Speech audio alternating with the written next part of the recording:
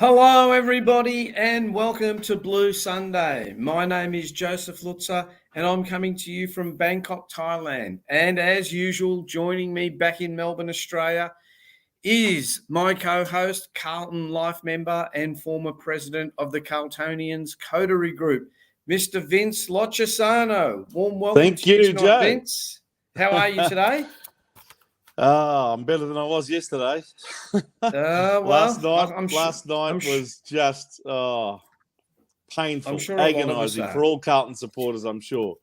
I'm sure it is. We'll no doubt dissect the game tonight and get down to business very shortly with that. But overall, it's been a lovely long weekend here in Melbourne, and that's right. Yeah, King's Winter's birthday. been very kind to us all, and there was a fantastic game today between Melbourne and Collingwood, and there was a lot of good football played over the weekend, but one of the teams that didn't exactly play good football was us. Yeah.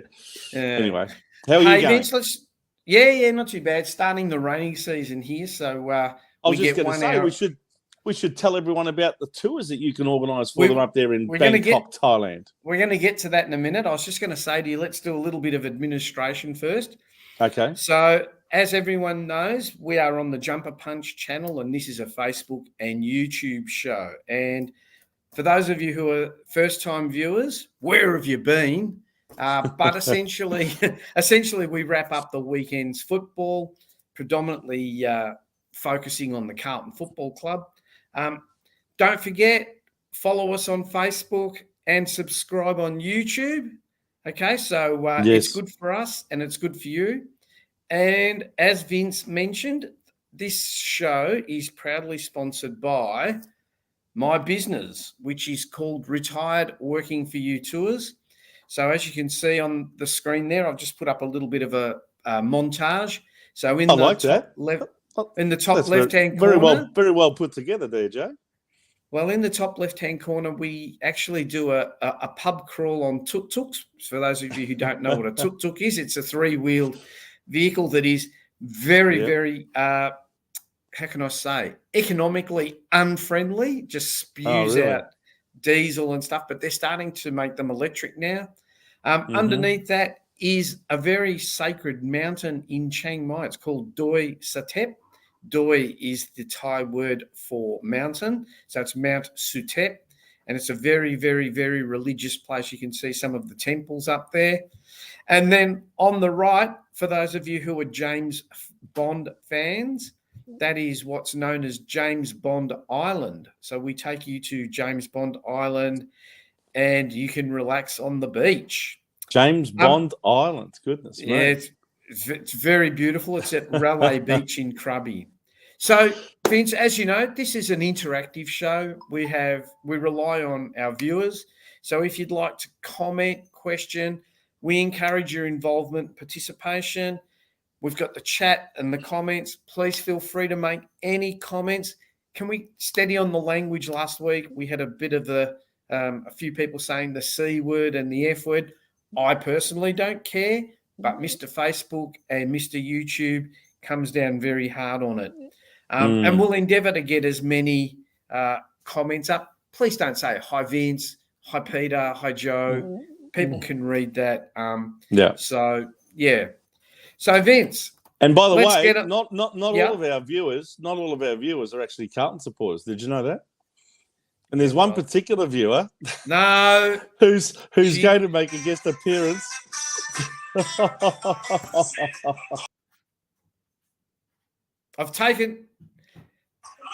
took you off. Now, Tanya, my partner, is an Essendon supporter. If you haven't gathered, that's enough. Come on, you can finish it off there. Yeah. What did I tell you about mixed marriages? I'm on a promise, Joe. She's made me promise that whoever wins, I'm wearing those colours for as many minutes as there was points between the two teams. Now, what did we lose by last night? I don't know, but if that's the case, you'll be wearing it for 100 and something minutes. 34 minutes, I think it was. 34 points? Yep. So I've got to go for 34 minutes. I'm putting the timer on. Oh, God. Oh, God. What's the time? Anyway. The time now is... 7:30. Okay, so till 8:10, I have to wear these colours. Can I still wear my Carlton scarf, can I? Yeah, but you can keep the Essendon one over the top. No. I'm either wearing one or the other. Yes, Joe. Mixed marriages. So, excuse me, everyone. Please forgive me. I know it's a bad look, but I'm on a promise. You need the same religion. Anyway, let's get to the weekends on football. Vince, yes, our first game was Thursday night. Can you go through the scores for us, please? Yes, indeed. A really good win to St Kilda over there in Sydney. I think it was their first win there for many a year. 12 goals, 880, defeating the Sydney Swans in Buddy Franklin's 350th game, 9-12-66. And I'd say that's season. And I think that if it wasn't already so, it's definitely season over now for the Sydney Swans. And didn't we know it was Buddy's 350th game? Oh, God, no. You'd think there was no one else. Yeah. Then that's Friday. Was that Friday evening? That was Thursday night. So now Friday evening we've got a big game that really you could see the Western Bulldogs were doing everything in their power to win this game. I mean, it was a very, very important game for them. They'd lost their previous two matches, but they just were no match for an all-conquering Port Adelaide, who have now won their last 9 matches at this ground. And that victory on Friday night was their 10th victory. Yeah, 10th victory in succession this season. So, they are the real deal. You have to say that. 16-11, 107 to the Western Bulldogs, 13-7-85. They're clinging onto a place in the 8, but just only just, and they're really up against it now.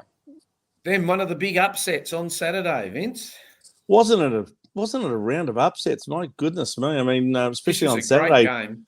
Oh, this was one right out of the box. I don't know anyone that would have tipped this other than one-eyed Hawthorn supporters. But anyway, they did it well. 15 goals, 898, defeating the Brisbane Lions 11-7-73. And after having a bye, it looks like Brisbane still couldn't get the cobwebs out. So couldn't. Yeah, it didn't exactly come back on firing on all cylinders. Then the easy beats. Yes, well, this was an amazing game by Taylor Walker, kicking 10 goals, a record 10 goals for him in his 250th match. What a celebration it would have been over there at the Adelaide Oval.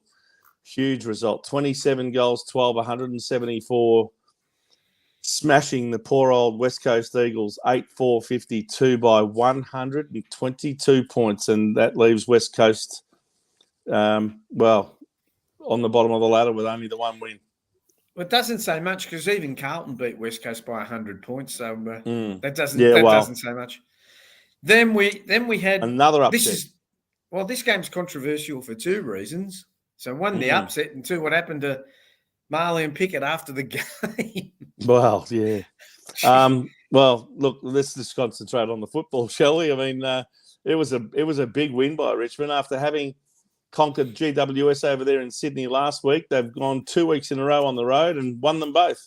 So all credit to Andrew McQualter, their coach, who's got them up and running. 12 goals, 13-85. That's his second win in succession as their coach.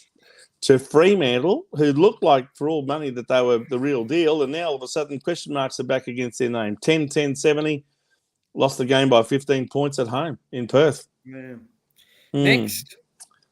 Next one. This was a game that I thought North Melbourne had some chance of knocking over GWS in a bit of an upset down in Hobart, but in the end, GWS had just a bit too much class. 15-13, 103 to North Melbourne, 11-9, 75. And GWS, that's their 5th win for the season, and now they jump above us on the ladder. And today, a massive, massive win for the Melbourne Football Club. It wasn't pretty, but a little bit like against us last week. They did what they had to do to get over the line. I'll tell you what, they really should have won the game by about 5 or 6 goals. They had so many more scoring shots and so much more possession.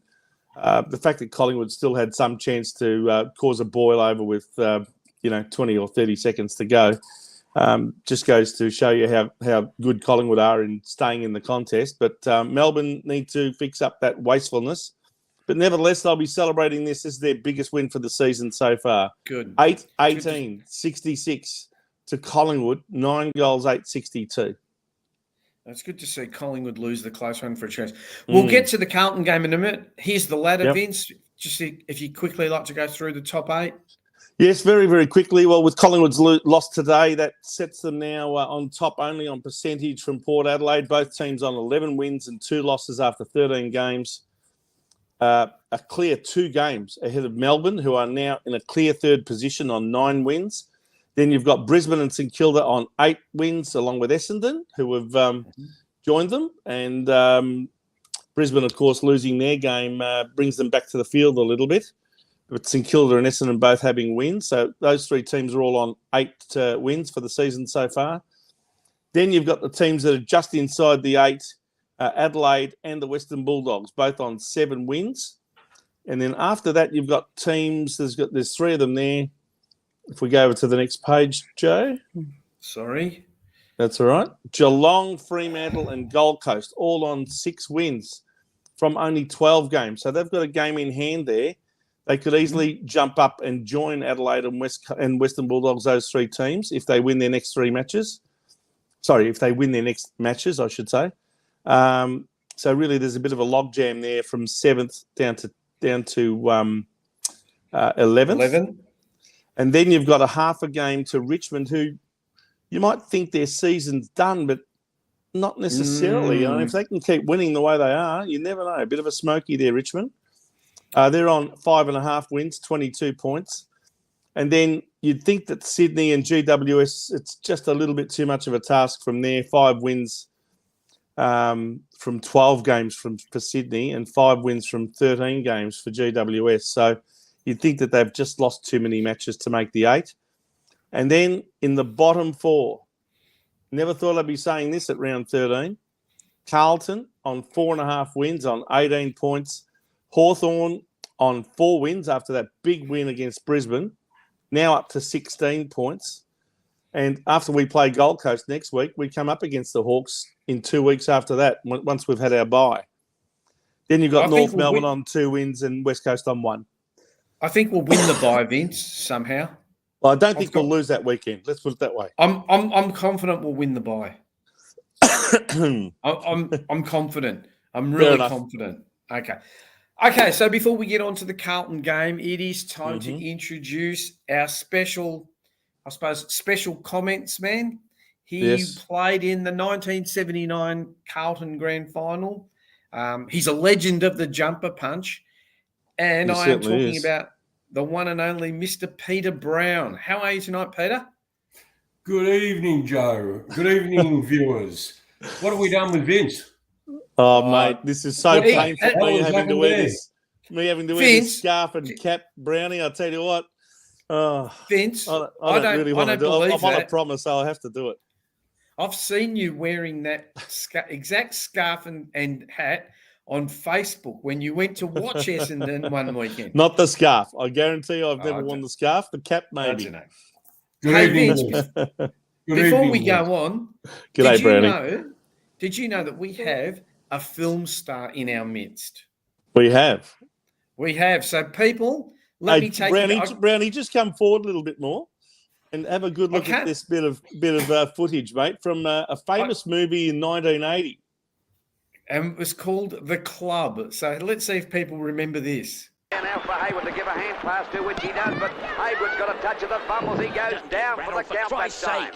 So Collingwood still struggling there on that half forward as we see Carlton pick the ball up through Johnson. A lovely hand pass going over to Brown, a shot for goal, and I think it may be through for 6 points. Yes, it's a goal to Carlton, and they're looking mighty good at the moment. Out there on that half-back flank as Dake goes across there to Hayward. He goes for the mark. He closes his eyes.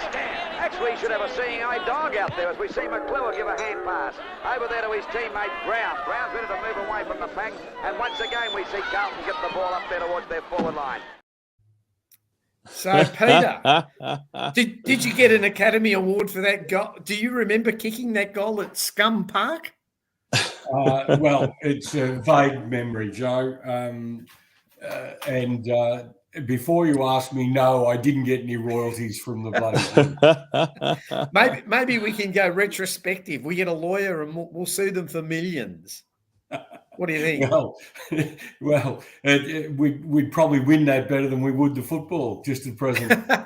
Well, it was a nice hand pass over the top from Wayne Johnston, and obviously your opponent didn't give you too much respect because he left you there all on your own there in the forward pocket, and you slotted one through beautifully, and that bit of footage made it through to that famous film, The Club, David Williamson's The Club back in 1980. In fact, that was round one, Brownie, of 1980, the first match, the grand final replay after we played Collingwood in the 1979 grand final, and obviously a famous victory where we won by 5 points, a game that you played very well in. Well, if I recall, in that game, I think Wayne Johnston smothered a ball in the goal square off Andrew Ireland's foot and actually ran into an open goal. Right. So, yeah, there you go. So, well, there was no and mistaking gentlemen, that number 41, and there was no mistaking that lovely lock of dark hair. And it's all gone now. It was a wig. It was a wig. Let's get to the football. Yes, so, let's do so. Right, well, there we are. Tale. Yes, it is a bit of a sad tale. Carlton, in fact, I think we're going to be known as the Devils from now on at Carlton because we managed to do the 6-6-6. That's the Devils number. For the last 3 weeks, Joe, we've kicked 6 goals in a row. So this week it was 6 goals, 16-52. I think the previous week was 6-8-44, and the week before that was 6-15-51. Oh, well. So this time we kicked 6-16-52 to Essendon, 13-8, far more accurate than us, 13-8-86, a 34-point drubbing, really. You're not gonna win too many games when you're 2 goals 9 or 3 goals 10 at half time. And then well, actually, when you have a look, hang on, just quickly, when you have a look at the quarter by quarter scores, really the first, second, and last quarters were pretty even. It was just that third quarter where Essendon scored 7 goals 1 to 2 goals straight. That was the one that really set the teams apart. I mean, quarter time, Essendon held a 5-point lead, 2-4-16 to 1-5-11. Then they went in with a 2-point lead at half time, 4-6-30 to 3-10-28. We were very wasteful in that first half. 1-5 in the first quarter, 2-5 in the second quarter. Then we had that, that patch where in the third quarter Essendon just blitzed and it was game over. And then in the last quarter, they kicked 2 goals 1, and we kicked 1 goal 6. So very inaccurate kicking in the first, second, and last quarters. But in the end, we had one more scoring shot than they did. And I'm sure we'll go through all the stats and have a look at that. But yeah, I was just about to put some up. But when the game was there to be won in that all-important third quarter, they blitzed, and we would just, we had no answers. Yeah. So people, Carlton, obviously the stats under the Carlton side and the Essendon stats are on the Essendon side. So we had more disposals, they had more kicks, we had more handballs. Peter, you can comment on this maybe a bit later. I tend to notice that AFL players these days tend to do these dinky little 1 metre handballs to players standing still. I mean, I'm 60, but I remember when I was playing football, the coach used to drag you if you ever handball to someone standing still or in a worse position. Well, I think one of our biggest culprits in our side is our captain. Some of the disposals in handballs that he actually gets rid of puts one of our players in a worse position than what he is himself. So, I mean, anybody can rack up little handballs. The facts of the matter are that the good sides are able to hit a target with a handball on the run and clear the ball out of a pack situation. We're not doing that. We're actually handballing into trouble rather than handballing out of trouble. So as a result of that, yes, we might rack up more disposals, but they're going nowhere. Exactly. We're not getting any advantage of that whatsoever. No. Then let's look at the contested possessions, which got me a bit. All in our favour. Yeah. And we had less turnovers, which I find amazing. But, the stats don't lie. There's our kicking efficiency. I thought 28 shots we had, 28 shots for 6 goals is pretty pathetic, I think, given that, do you think Brownie, do you think they just blazed away too much? We saw Charlie Curnow have shots from way outside 50 and kicks that just barely made the distance or rolled through for a point, that sort of thing. It was just a lot of wasteful shots from big distances out that I thought were very low percentage options at the time. Well, that Charlie kicked 2-4 or something like that, memory for the day. There was a couple of shots, I think, that normally he would make them easily. He didn't. And it's amazing there was no scoreboard pressure in particularly more so in the second half of the second quarter, which I thought that Carlton actually showed some reasonable signs in. First quarter was fairly even. Second quarter, we just didn't put enough scoreboards pressure on, and they went into half time and expecting to come out and still have more of an influence. And we know what happened there: 6 unanswered goals within the space of about 9 to 10 minutes. Look, I think the biggest. Oh, sorry, go on, Joe. I'll let you keep going. No, keep going. No. You keep going. I'll get to it after. The stoppages, hit-outs were even. I thought DeConning did a reasonable job. I didn't think Draper and Andrew Phillips were very dominant. I want to talk about that a little bit later, about this hands in the back rule, which suddenly reappeared out of the blue last night. I mean, Jesus. Centre clearances, I think that 13-7, that's where we got smashed in the third quarter there. Yeah, I mean, in the third quarter, I was listening to it. After about 15 minutes, it was 7-1 or 7-2. It's Vince, can you just answer this for Robbie Cook, please? Why are you wearing Bombers stuff? Robbie, you've obviously just joined in after the start. Let's just say I lost a bet, and I've got to wear this for 34 minutes because we lost by 34 points. Otherwise, I'd be wearing the Carlton gear for as much as we won the game, if we had have won. But I apologise to all the Carlton fans for my appearance here tonight, at least until 8:10, when I will very promptly take this stuff off me. And burn it. The marks, I think Essendon seemed to have a lot of uncontested marks. I don't know what's wrong with Carlton. They had 11 marks inside 50. Harry was going at balls one hand. I don't know if you noticed. He's just lost all confidence. Contested marks, I think that was probably maybe Wiedering or Young or Kemp. Not even worth talking about, Joe. 5-2. It's not even worth talking about, really. And the tackles, Petra.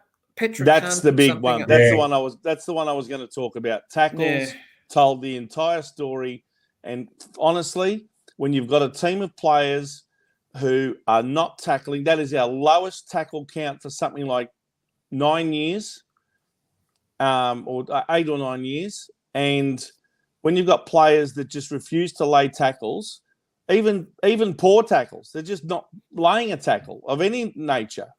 That just shows you that there's a lack of commitment to the task, a lack of belief in what they're doing out there, and there's almost this I don't care attitude towards putting pressure on the opposition. Our pressure gauge must have been at the lowest it's been for a long, long time. And tackles inside 50, they were deplorable as well. I think we had something like 10 players that did not have a tackle at half time. Yeah, I don't think Motlop made a tackle all game, did he? I think he actually had no tackle. Neither did Ed Curnow, who was tagging Merritt. Well, you know that by the end of the game, Brownie, these players did not have a tackle for the entire game. Lewis Young, Sam Walsh, Jesse Motlop, Jack Martin, Brodie Kemp, Charlie Curnow, Ed Curnow, and Alex Kokoda. None of them had a tackle. And then you had another half a dozen or so who had one tackle. Wiedering, Sard, Mackay, McGovern, Doherty, and DeConning. Yeah, well, and then you had Cripps and Chera on 2, and then you had a series of players on 3, and there was only one player in the whole Carlton list that had more than 3 tackles, and that was Matthew Kennedy with 5. Yeah, Kennedy. Now, that is just deplorable and unacceptable. Well, I thought you were going to say it was the boot studder, Vince, that had 5 tackles. Well, you've got 2 main backmen there. You've got you've got Wiedering and you've got McGovern, both not laying tackles, which is unacceptable. You're supposed to be controlling the back line, and you're putting yourself under enormous pressure and not allowing our forwards to get an opportunity if you're not laying tackles. Now, the big thing for me is the inside 50 tackles. That's the thing that really grates on me, because we've obviously got the ball going inside 50 and the ball is coming still too easily out of the back line. Redmond was very close to best on ground with some of the work he was doing, and no one laid a hand on him. I mean, he was tearing us up. Now, I said last week that Redmond was going to make Harry and the forwards look like dills, because they're going to be running. He's going to be running off them, and he did. He actually did, and they didn't do anything about it. And we're just not locking the ball inside 50, and it's coming out of there too easily. Pete, I just want to put a comment up from Lou Felino. How are you, Lou? Thanks for the comment. We're too slow. We don't apply pressure. Our pressure rating would be below average. And someone else put something up here that says our pressure rating on average was 154. North yesterday was 189. Shows how bad things are. Do you know something? We can move the ball quick. Okay, our team is not blessed with a team of speedsters. All right, everyone is the first to admit that. But when they want to, they can move it quick. My view is you can't have a team. Patrick Cripps is slow. Matthew Kennedy is slow. Who's the other one? Not Matthew. I just lost it. Ed Curnow is slow, right? At one stage there in the third quarter, we had those 3 in the middle, right? Yep. And Essendon, they must have been like Collingwood a couple of weeks ago, where they were laughing how they kept kicking the ball to Darcy Moore. They probably laugh. Look how slow they've got these players in. I just don't understand what goes through. I mean, Ed Curnow was doing a good job on Zach Merritt to halftime, right? Absolutely. Now, wouldn't you just say to him, I don't care if he goes off the bench. I don't care if he goes to the toilet. Go with him. Yep. Right? Go and sit on his lap. Yeah. Even if I don't care if he goes sit on the Essendon bench. Just go with him. And then someone else has put up, George Hewitt's not exactly quick either. So I just don't understand. We'll get to this later, because a lot of people earlier on, and I'll get to them too, they're talking about, sack the coach. I wouldn't be surprised if he's gone by the end of the week. Where is it?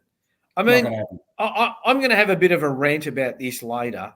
But what do you think about when people say we're slow, Pete? Because, when you haven't got the ball, everyone looks slow.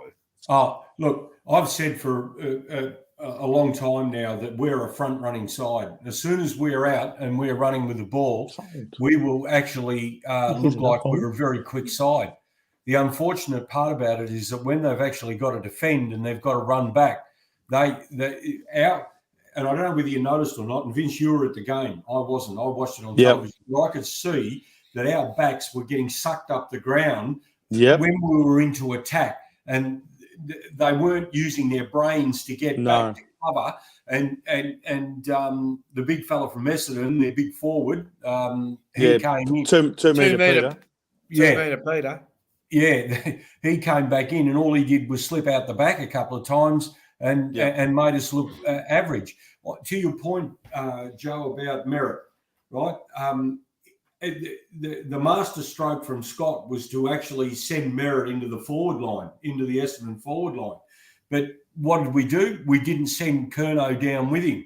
Now, Stringer made some damage in the middle, but the problem was that Merritt was the one that was producing most of their thrust in the first half of the game.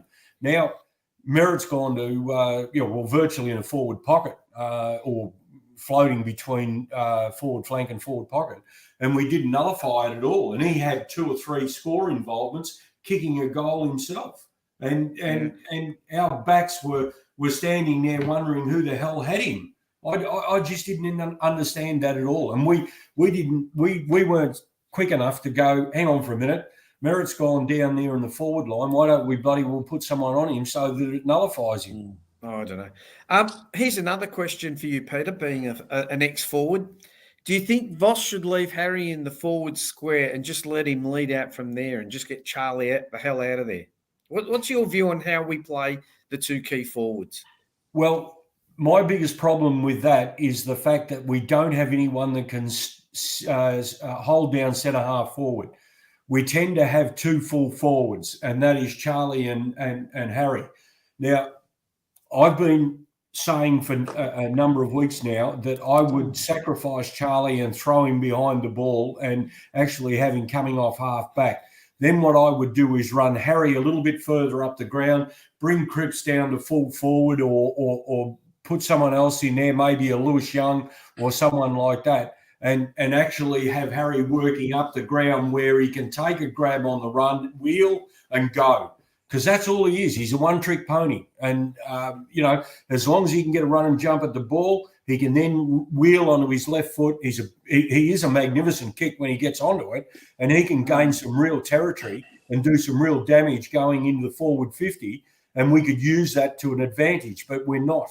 What did you think of the setup early on in yesterday's game, Peter, where they almost seemed to isolate Jack Martin down there, almost like a hybrid full forward, really? I mean, they cleared out a lot of the forward 50, even Charlie and Harry going up the ground, and left Jack Martin down there. Did you think that worked a little bit to start with?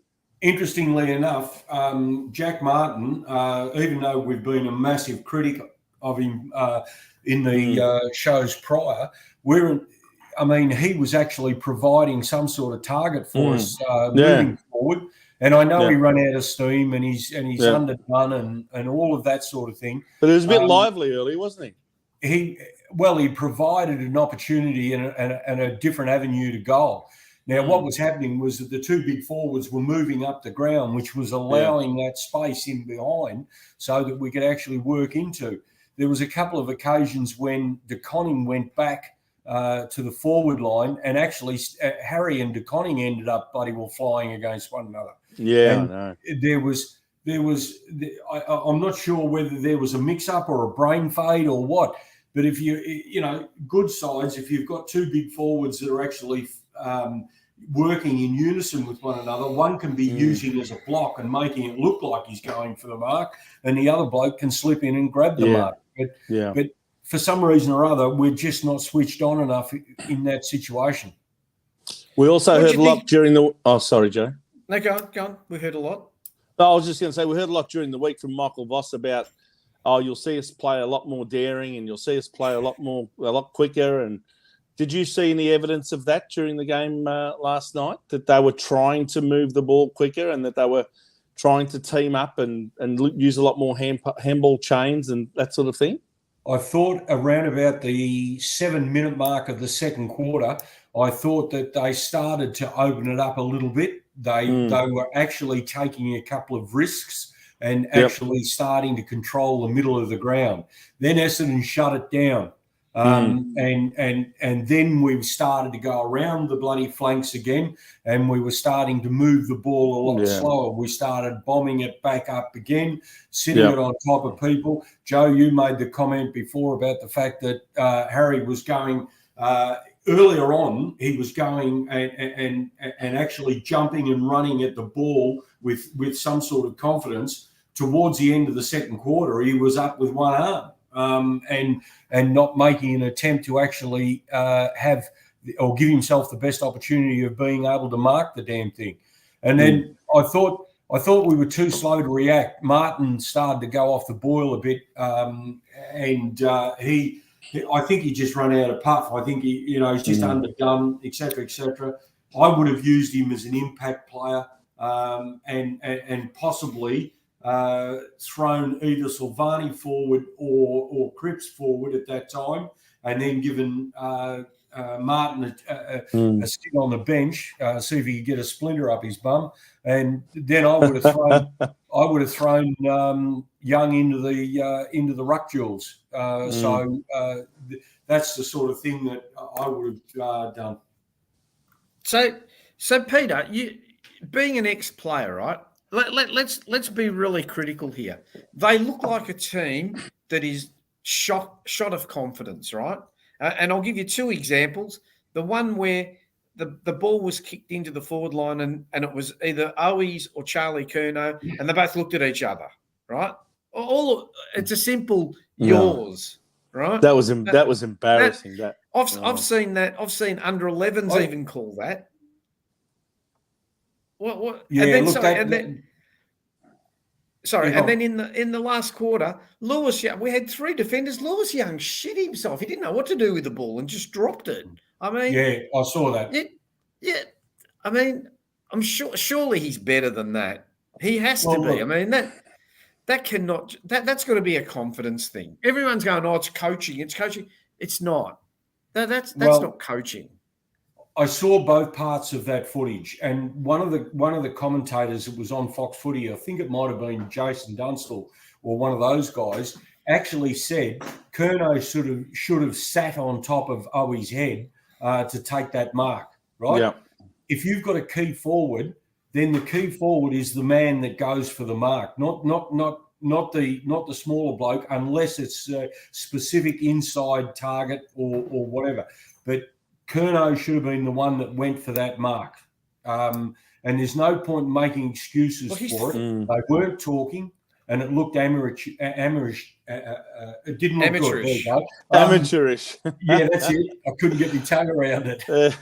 It's an age thing, guys. Yeah, don't worry.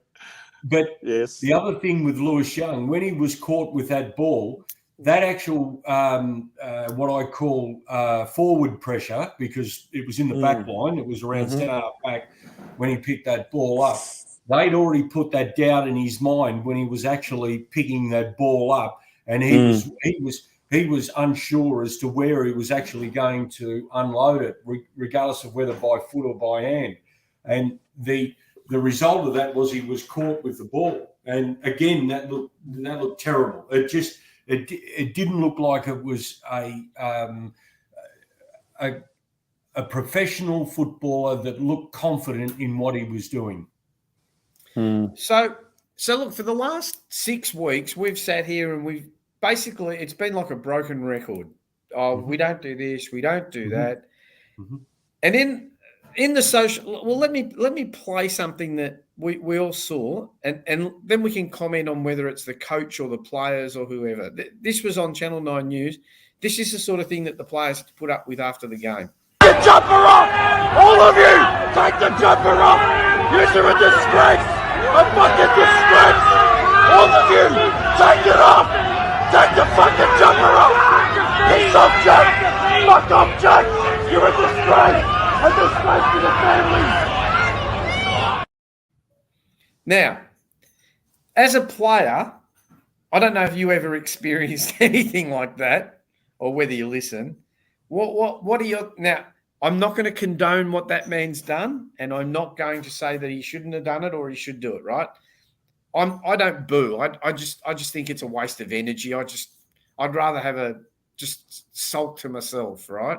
And go, oh, geez, they're shit, or bloody hell. Obviously the players would have heard that, right? What do you think would have been going through their mind? The players you're talking about, or the supporters? No, the players. Okay, well, we know what's going through the supporters' mind. Well, clearly the supporters are disgruntled with their performance. From a playing point of view, it was interesting because I'll get to that point just for a second. I'll just digress slightly. After the game, I actually hung around and looked at the footage of Voss's press conference. And there was a couple of the reporters that must have asked a couple of little prickly questions, because you could see that the hair on the back of the neck stood up with Voss. even though he was coming out and defending, his players, defending their systems, defending their defending the indefensible, to be able to play the game. And the one thing that stuck out in my mind was that he was, and the comment he made was this, to me it sounded very much like the old saying when a president or a general manager of a football company comes out and says the coach has the full backing of the board of the board of management, and then 2 weeks later he's gone. Well, Voss came out and said, I will back Cripps. He didn't actually call him by his name, but he said, I'll back that man 100% because I know how much he hurts within the club and how much the club means to him. Well, I've got to say, after seeing that footage on that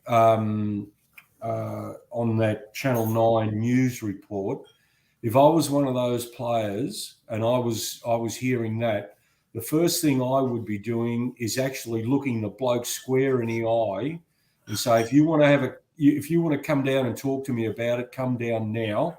But they walked in with their heads down, and obviously they're not prepared to look at our supporters in the eye and actually be accountable for the performances that they have turned in. Now, someone said that too. Before we go any further. Yeah, take it off. Here you go, Brownie. I have the moment said players didn't want. Thank God for that. Look up. It was burning me. The players did not want to look up. Very, very limp. Well, that's oh, that's better. Yeah, that's a lot better. Vince back again. Yeah, you got me now back. Yeah.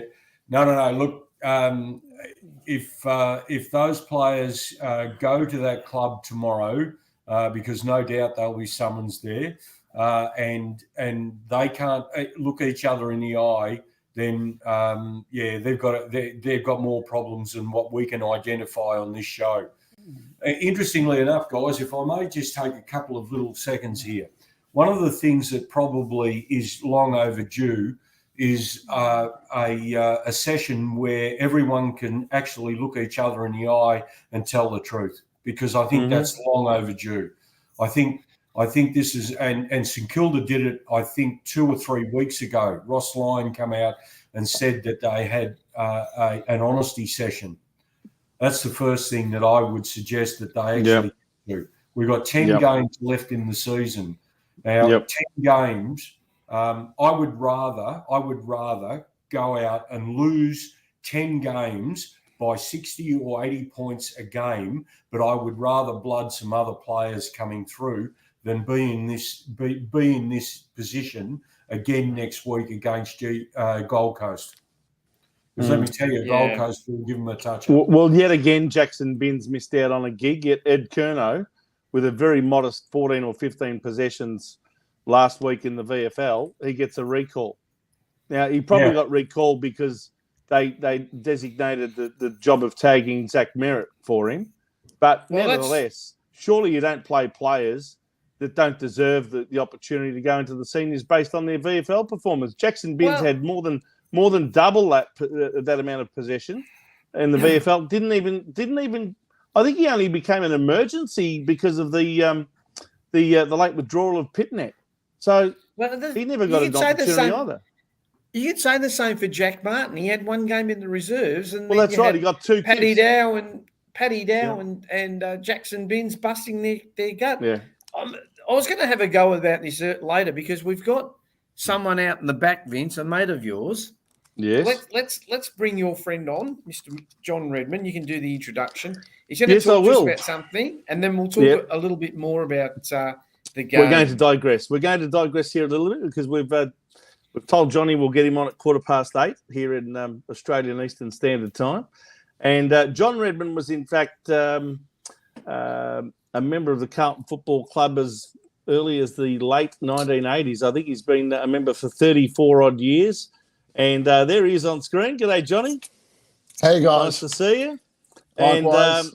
John joined the Carltonians and has been a member of that coterie for, well, ever since he joined. And has also been a vice president of that coterie when I was the president. And we had a lot of fantastic years together, raising a lot of money for the club, and had a lot of good times as well. And he's someone who is a great advocate, and if you like, even an ambassador for the walking of the Kokoda Trail. And Johnny, I remember, or Kokoda track. Some people say trail or track, doesn't matter. Anyway, Kokoda, of course, in Papua New Guinea, and John did it for the first time about 15 years ago when he turned 60. And I'm giving away your age now, Johnny, because you've just had your 75th birthday during the week. So happy birthday to you, mate. And Thanks, mate. And in fact, Brownie, you wouldn't believe it, he's actually walked the Kokoda track a total of 5 times. And he did that over about a 12-year period from 2008 through to 2019. So just amazing. And, obviously was inspired to do it by the great David Parkin, who told him all about it when he did it. And Johnny, why don't you tell us all about your experiences with the Kokoda track and why we're talking to you tonight? Because one of the things that you've been advocating, I know a lot at the football club, is for the players to get up there do the Kokoda track together. 100% on that one, Vince. 100%. And what are the sort of things that you think the players will get out of walking the track, Johnny? Oh, they get endurance, sacrifice, mateship and courage. And I think those 4 things we're missing during the games. The endurance to play, sacrifice, mateship and courage. They're 4 magic words up on the Kokoda track at Issarava. And, what got me going in 2008 was 3 things mainly. My last granddaughter was born profoundly deaf. Cara, she's now 19. She had a cochlear implant fitted in her ear behind her head and managed to hear. And I wanted, my wife, my 2 daughters, and myself wanted to reward Cochlear for doing that. So that was one of the reasons that we would walk the track and come back and have a big auction. And my good friend Vince Loccisano was the auctioneer. And I was just thinking that, look, if we got $20,000, I'd be pretty happy. We managed to raise $44,000 in one night. And I remember the 13 other people that walked the track with me in 2008 were all there celebrating Cochlear, what they've done for us. My granddaughter is an ambassador on the website of Cochlear. My daughter's very heavily involved, so it's a pleasure to help out something like that. The second thing why I walked it in 2008 was my 60th birthday and celebrate with 13 mates. The third one was that my good friend David Parkin, he walked it just 1 year before me, and I asked him what was it like, and he says, Johnny, you've got to do it. Just do it. So I talked David into coming to a restaurant. We put a meal on for everybody. David gave us a passionate talk. He gave everybody 3 pieces of paper typed up with what to experience on the track. One of the things that stuck in my mind, David said that you're walking up Imita Ridge, 9 invisible peaks. It just goes straight up. And his porter said, David, you've got to do more than 50 steps at a time before you have a rest. And David said, bugger you, I'm doing 50 bloody steps and I'm having a rest. So this was in my head. So when I got to that spot on the track, I tried 50 steps and I stopped and I had a rest. And then I looked up further and I thought, I'm going to do 60. And I ended up doing 100 steps before I stopped. And I just wanted to do that so I could come back and tell David that I'd beat his 50. Well, that's pretty good. You doubled it. Yes. And I spoke to David today and said, can I tell that story to you guys? And he said, bloody oath, go for it, Johnny. Tell them everything about the track. Well, the track is a very moving place. when you find out what the 39th Battalion did up there, the Choco soldiers, the soldiers that would melt in the sun. After I completed the first trek in 2008, I said to my friends before we finished, I'm coming back next year.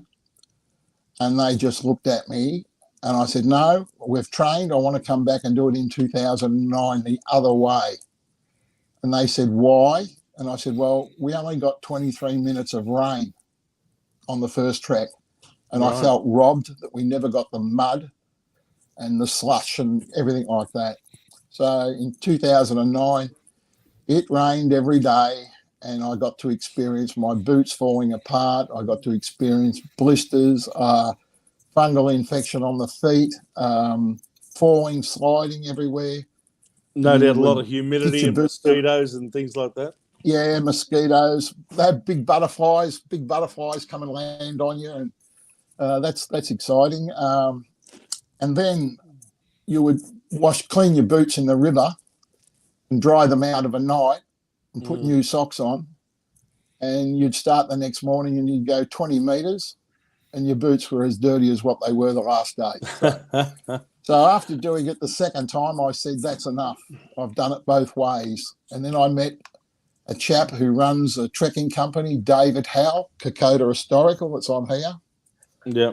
And David was secretary of the 39th Battalion, and he knew how passionate I was about Kokoda. And he said, why don't you go on the board, be the committee member, look after the veterans, drive them to Anzac Day. So I got on the board and David said, you've done the track 2 times. Why don't you do it the 3rd time with me and we'll go right across Port Moresby to the Japanese side. So not only did we do the Kokoda again, we went another 14 days to the other side. And that opened your eyes to what the Japanese had set up before the Australians even got involved in that war. Wow. So I thought... So, John, if I can just interrupt for a minute. Yeah. I know not David Parkham, what's his name? Alistair Clarkson took the Hawthorn players on this trip. Next one. Yes, 14 years. What do you think? So what do you think the Hawthorn players got out of it? And what do you think our players can get out of it?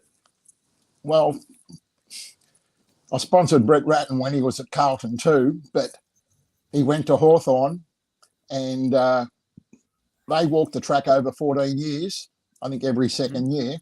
They got 3 premierships, remember? 3 premierships.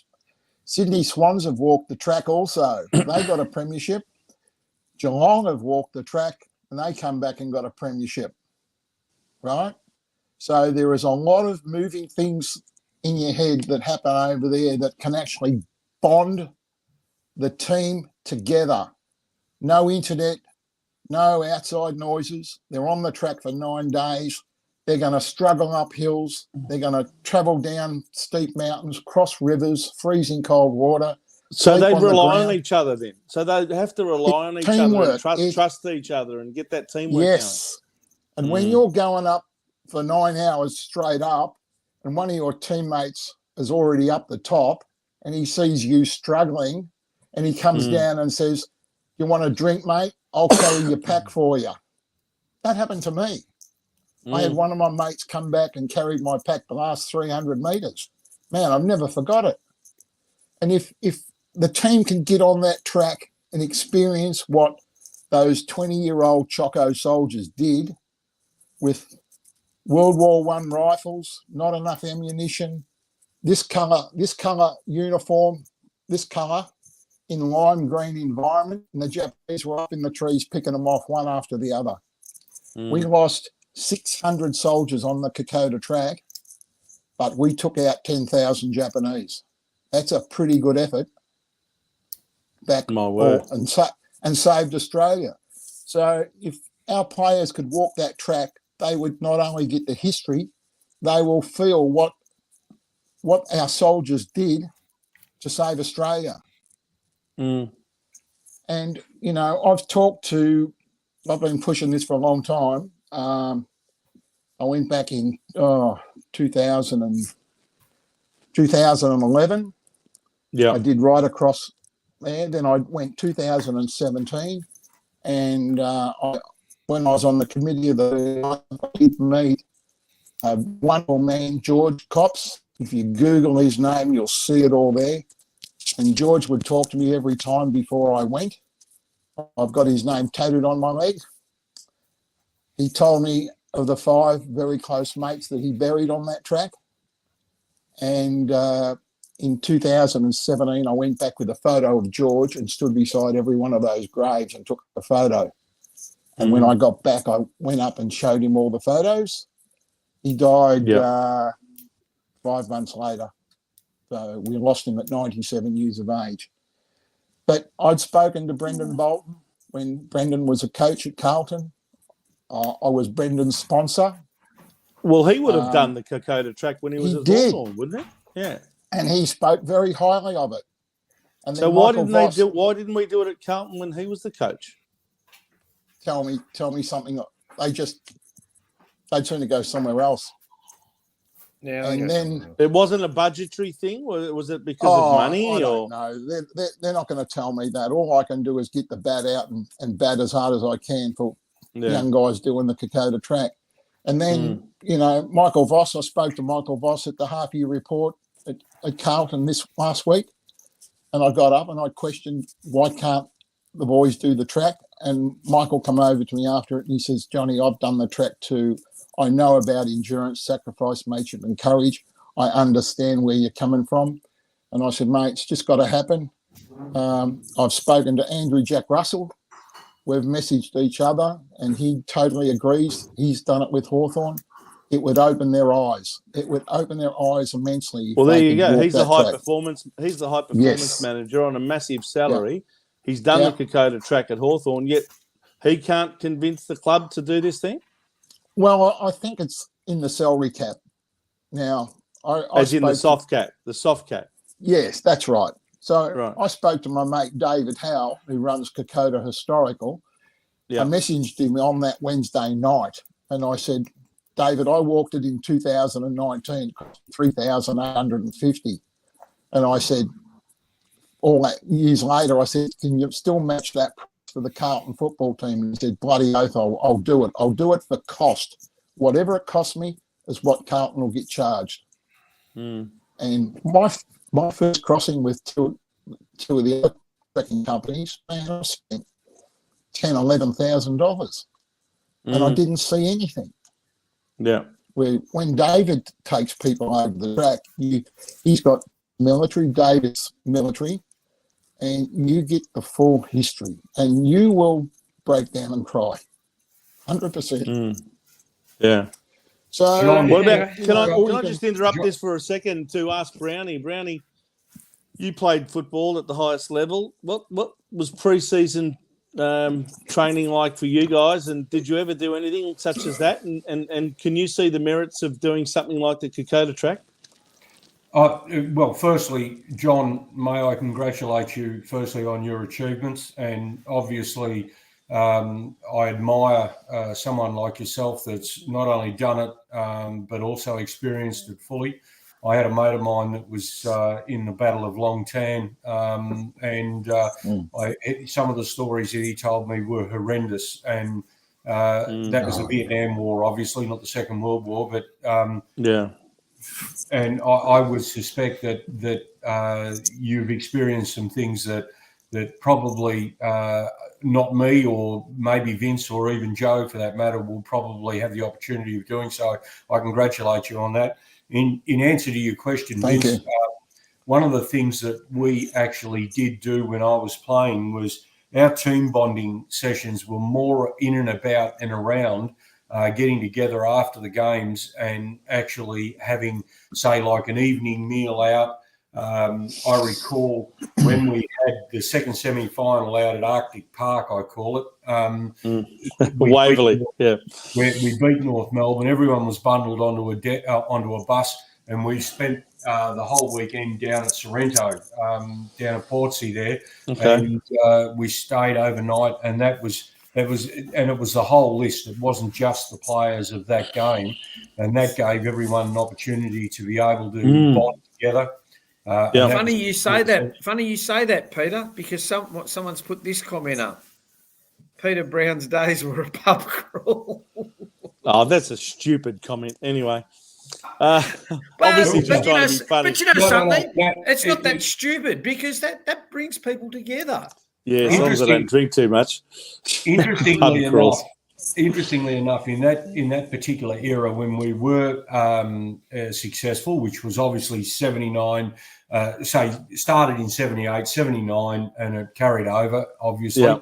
But what used to happen was that it gave the players and the coaching staff an opportunity to actually look each other in the eye of a night time when you're having something to eat, and you're able to debate these things, and it's amazing how many opportunities came out of those meetings that we used to have and bonding sessions that we used to have of a night time, particularly on a Saturday night.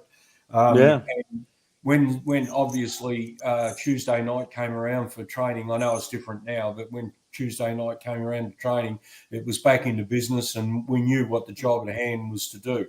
But it was allowing the opportunity of people to be able to express themselves and to actually be able to understand other people and get a better insight into what these people think and how they conduct themselves outside. But again, John, congratulations on your efforts. I think that is just magnificent. I wish to God that I had the opportunity of doing something like that. You still can, mate. I'm old school, so I understand the meaning of caring for your teammates and being able to produce something extraordinary out of something that can be totally lost, so to speak. Yeah. Can I just mention there's a place on that track that's very important, Isaravra. It's got 4 granite monuments, endurance carved in it, sacrifice, mateship and courage. 60 metres down the hill is where we won our first Victoria Cross on the track. Kingsbury won the Victoria Cross, took out 19 to 20 Japanese and then got shot in the chest and died right there. So, and my son-in-law, he got cancer and he passed away a few years back. And I carried his ashes over on the track. And I put him behind the word courage. I put his ashes there. And his daughter walked the track in 2019 with me. So it's a special place. So, John, do you actually run these tours, or are you involved in it, or what's your connection? No,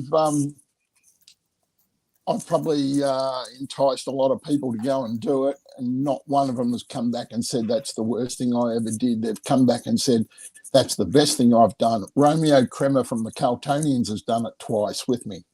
So, there's people that will do it 2 and 3 times. Yeah. And it doesn't get easier. It still gets hard as you get older. Well, I've had nothing's easy. In 2011, I had 2 knees replaced, but I still got through the track. So, yeah. All right. Well, it's obviously something that if the Carlton Football Club made a commitment to do, they could easily raise the money. Really, it's not an exorbitant amount of money to send. Even if it was the entire playing list and some of the coaches, you'd be talking about what, 60 people maybe, at an average cost of what, Johnny? $4,000? 3,850 for 20 players. Call it $4,000. Yeah. $77,000. And we could have our Carlton members. That's for 20 people. That's for 20 players. Yeah. I'm saying to send up the entire list.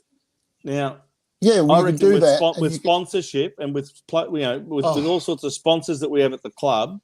That should be able to be paid for. I mean, why they won't look seriously at doing this to get that mateship and that togetherness and that trust and that camaraderie going between the players, I don't understand. Because if there's one thing that I've noticed in our playing list when we're playing games, they don't seem to have that connection. They don't seem to have that trust. They don't have really a lot of closeness as a total unit. And I'm hearing things that there are fractions and, I'll rephrase that, factions and little groups among the players, and some of them are together but not with others. And when you start seeing that sort of thing happening at a club, you're in trouble. Anyway. Now, listen, guys, Johnny, you've been around long enough. Vince, you've been around long enough, and Joe, you've been around long enough as well.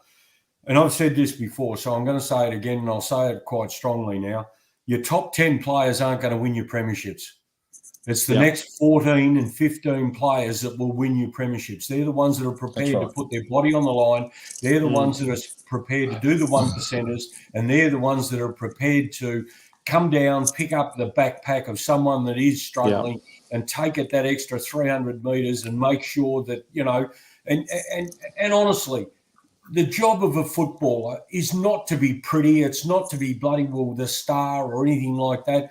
The job of a footballer is to knuckle down and actually make the team successful. Now, if you want to go and play an individual game, go and play tennis, go and play golf, go and play something else. But don't play this great game of football if you're not going to be prepared to bloody well pitch in and help your fellow man. Your team. You said, John, and I feel sorry for your son-in-law.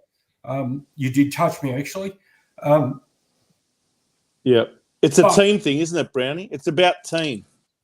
But these people must understand that this is a great club, and to actually be a part of this is an honour, not a privilege. And the entitled should, and I've been thinking about this over the weekend. The people in the coaching staff, not so much Fossey, but people in the coaching staff, and possibly the people that are players that are playing as individuals, your lifespan's not going to be all that long. I'm telling you now. You're going to be gone. You'll be out the door within 2 or 3 years. There'll be another lot that'll come through, unless you are prepared to knuckle down and actually do the hard stuff. So, John, we'd like to thank you for coming on. Obviously, we can talk about this for hours. Sorry. We might get you on at another. No, that's fine. We'll get you on at another time. Breaking up. But you're breaking up. So, thank you very much, John, for coming on. And good on you, Johnny. Good luck, and we'll hope to see you soon. Thanks, you, mate. John, for sharing. Thanks, guys. You're a champion, mate. Well done. Okay, so I just want to put up a few comments. Then we're going to get to our best players and stuff like that. Yep. I've got a friend who, Ernest, where is he? I had a big argument with him last night. Ernest is saying, let's cut to the chase. The problem is coaching and development. You can't throw any player into our current system. You can throw any player into our current system and they look bad. Change must happen at the coaching, then the players. Okay, and then he's also said, how can Walsh and Cripps get so bad? They're totally devoid of confidence. And he's also gone on, and sorry I'm picking on my friend, the discussion that we just had is about motivate, cohesion, team-first attitude. That is driven by your coaches. Ernest, you are right to a degree, but I'm going to tell you, it is also driven by your own pride, right? You need to have pride in yourself, because the coach can stand there and talk till he's blue in the face about doing this for your mate and doing that for your mate. And I teach young people, and it goes in one ear and out the other. And the next thing you know, unless they see it on TikTok or YouTube or one of those stupid social media platforms, they don't believe it. I'm going to tell you, I've had enough of this club. They sit here. I'm hearing stories. I'm not going to tell you who from. I'm hearing stories that there are factions, fractions, whatever you want to call it, from the board down to the boot studders, right?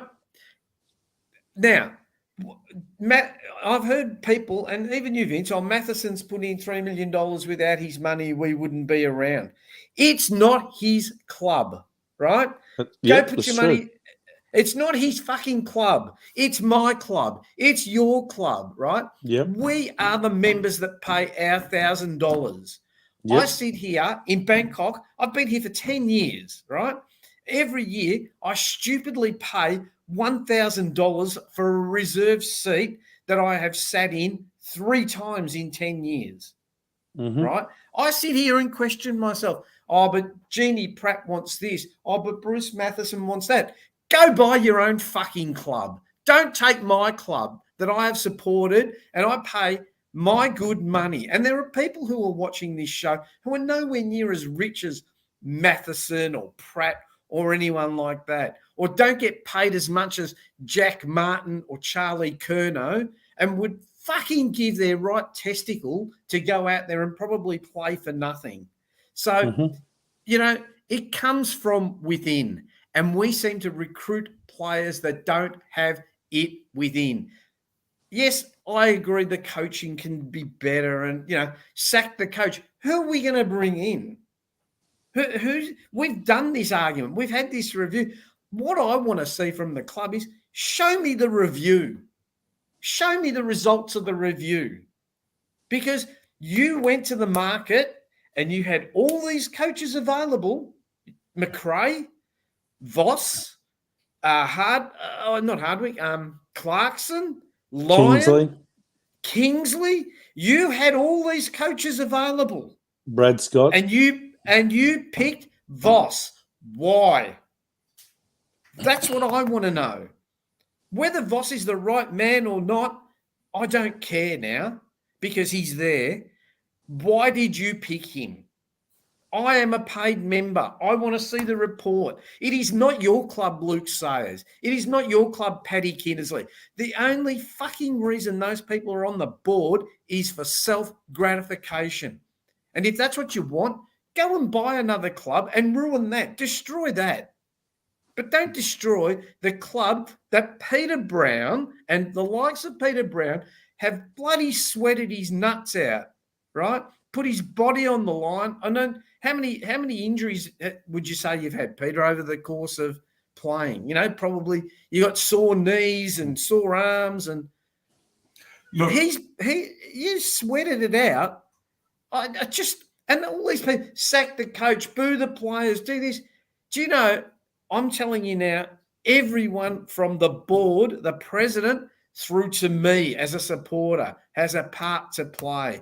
All these supporters that want instant success, go by Jack Martin, go by Mitch McGovern, go by Zach Williams, and they are duds, right? All we've done, and now we've got another one, Tom De Koning, who wants 800K. Mate, fucking walk. You're not even worth 500K the way you played yesterday. And then you got Charlie Curnow and Harry Mackay, 1.3 million. The guy can't even friggin' mark. He's going up like this. And then you got Jacob Wiedering. Man, if that guy, you watch him, his first reaction is to look backwards, then he looks forward, and then he goes to the side. Is he a crab or something? Doesn't he understand that to get a goal, you got to go down the other end? But I'm sick of all these people that go, oh, look, you know, we got to let Bruce Matheson have his say because he's given $3 million. Oh, and Jeannie Pratt, you know, her husband put a lot of money in. I don't care, right? They have their own businesses. This is a football club, and it is made up of members. Yes, their money is well appreciated, and I'm sure we probably might have gone under if we didn't have it. But it is a club for the members. It is not called the Richard Pratt Football Club. It is not called the Bruce Matheson Football Club. If they want a club, they've got enough money, go and fucking buy one. But don't destroy my club that I've supported for 50 years. Anyway, that's my rant. Written, spoken and authorised by Joseph Luzza, Bangkok, Thailand. Sick of it. No, I'm sick of it. We have watched... All right.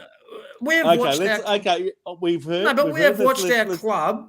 Okay. No, but we've watched our club over the last 20 years be destroyed by people that we have trusted and haven't even voted for, right? Like, Vince, people don't appreciate what you went through a couple of years ago when the board tried to change the constitution. And if they'd have got away, if you hadn't perked up and got away with it, we would have been with them for the next, 5 or 6 years? Infinitesimally. Well, but I'm telling you, they never would let go control ever again. I know, but at the time, all people said is, Vince wants to be the president. No. I never once heard you say, I want to be the president. No, all I was seeking to do was to protect the democratic rights of the average Carlton member and to prevent a power-drunk board of directors from getting away with murder where they would have entrenched their power forever. Okay? That's the only reason I did what I did. And in the end, I was proven right because they backed off and they backed down and they conceded that what they did was deceptive and what they did was not in the best interest of the Carlton members, and they backed off and they changed the constitution to take out those clauses that I had an issue with. And then we allowed the new constitution to go through. Look, I'm not saying that Ernest is wrong. I agree. I don't think Voss is the right man, right? I honestly, because I don't see a plan B and a plan C. But for all we know, he could just be putting his faith in Ashley Hansen's plan for the forwards and Hamill's plan for the defence. Clark's our centre. I mean, for all we know, he may be saying, "Oh, okay, I believe in it, boys." But look, have a look at how they played in that third quarter. They actually look like blue witches' hats, right? They really look like. But wouldn't you get them out in the track running today? I mean, they didn't. Let's hear what Brownie wants to say, because I think he's been trying to talk for about 5 minutes. Go. Oh no, Joe. You've identified a number of issues which obviously we've been talking about for some time. Interestingly enough, Brad Scott, and I'm not sure whether I heard this correctly or not, so I'll stand corrected on this, but Brad Scott threw out a challenge to his players at the start of the year. Each and every player in that Essendon side had to improve upon last year's performance. So if you didn't improve upon last year's performance, you didn't get a game. It's as simple as that, right? So his side is taken, and if you have a look, Vince, you made the comment last week about the fact that Essendon went in undermanned. There was no shield. Yeah, I was actually very confident that we'd win because there was no Dylan Shield and there was no Darcy Parish, and it was all going to be up to Zach Merritt and a few no-names. And I thought we had a big chance to knock them over, to be quite frank. Well, surprisingly enough, one of the secrets that seems to be Essendon's success, and I think Redmond actually said it in the interview after the game, that he'd actually played with a number of the players that were in that side, and they've all played at least 40 or 50 reserves games. I'll call them together. Over AFL. Right? VFL. VFL. And as a result of that, obviously their confidence in one another to actually be able to perform on the stage is showing through. Another thing that came through from that game for mine was the fact that a lot of the lesser named players, and I don't mean that disrespectfully, but I'm saying, they performed on the day purely and simply because they are hungry and wanting to actually play for the club. And as I said, the actual challenge was thrown out by Scott, and now we see the result of that because each player now has improved on last year's performances. Correct. If I may just take a couple of minutes. Peter. One of the things that I'd thought about last night and this morning was in the mid-season draft, there was a kid that went from Gippsland over to West Coast. And, it's going to be proven to see whether that experiment works or not, even though his first kick in AFL football was a goal. I made a note on this and I put it on a piece of paper and I thought I'd bring it forward just to throw it out there for our viewers. But I think that, maybe Carlton could start having a look at our local competition and secretly put a training camp together and pluck about 100 footballers out of the competition in and around the Melbourne metropolitan area and even some of the country areas. Bring them down, put them through their paces for a week, and a bit like Country Week or something like that, and just see if we can pluck one or two players from those sort of things. Because clearly and obviously, the recruiting that we have in the side now is not working. So my plan is simply this: go out there, get these kids out there, put them through their paces, find out who's capable and who's not capable, and possibly give them a rookie opportunity in the mid-season draft. You know, it's not going to cost you a lot of money to do it. And I know that everyone relies upon the system coming through and stuff like that. But, gee, you know, guys like Horn Francis, some other names that even Merritt, you could put him in that class, Fogarty. These guys look like footballers, not athletes. Okay, so how about we do something different? How about we change it up a bit and we actually do something like that? And we could do it secretly, and maybe we might just pluck one or two players out of the amateurs or something like that. Could bolster our ranks, because obviously their recruiting policies aren't working. Modern day versions of Paul Meldrum and Mil Hannah. Absolutely. You know, I mean, Paul Meldrum came off the street in Princes Hill, and Mil Hannah was recruited from East Brunswick. So locally produced products that both followed Carlton, both loved Carlton, both lived in Carlton zones, and you know, have gone on to become very successful Carlton players. Vince, I've said this before, and Joe, I've probably said it to yourself. I've seen more players over the years that have more talent, than you know, in their little finger, than what I had in my entire body, right? Yep. And footballers, I'm talking about classy footballers that could make an impact. I just think that we've got to do something different. And it might be a radical idea, but at the end of the day, if we don't try something, it's better than trying nothing.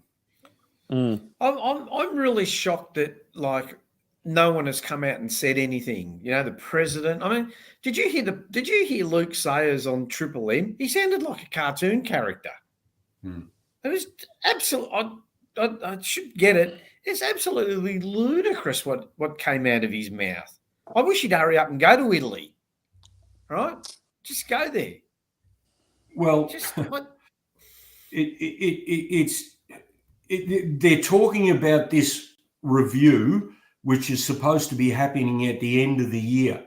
Is this just going to be another smokescreen, or are they going to get fed into it? Listen, what you've got to understand about Luke Sayers is that first and foremost, he's a consultant. Okay? Yeah. He's made a career out of being a consultant. And one of the things that consultants do is, before they make decisions about anything, they always get another committee, or they consult to someone else to make a report or a recommendation. Often they're tipped off as to what that recommendation ought to be before they've even started. And that provides people like Sayers with the if you like, the written platform or justification for making the decision that he wants to make in advance anyway. And that's what they do. They get other people, a team of people, like they did 2 years ago when they decided to sack Teague. I think the writing was on the wall the minute Sayers came out. He wasn't even president yet, and he came out and said, I want a review. Right? He did that in June after we lost to the West Coast Eagles in Sydney, and said, I want a review of this football department.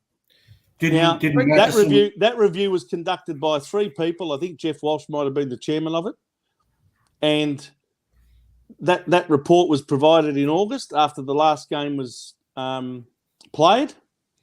And all of a sudden, because of that review being tabled at the board meeting, the decision was made to sack the senior coach, sack a whole range of assistant coaches, and soon thereafter, when Sayers was installed as president, he sacked the CEO, Kane Little, as well.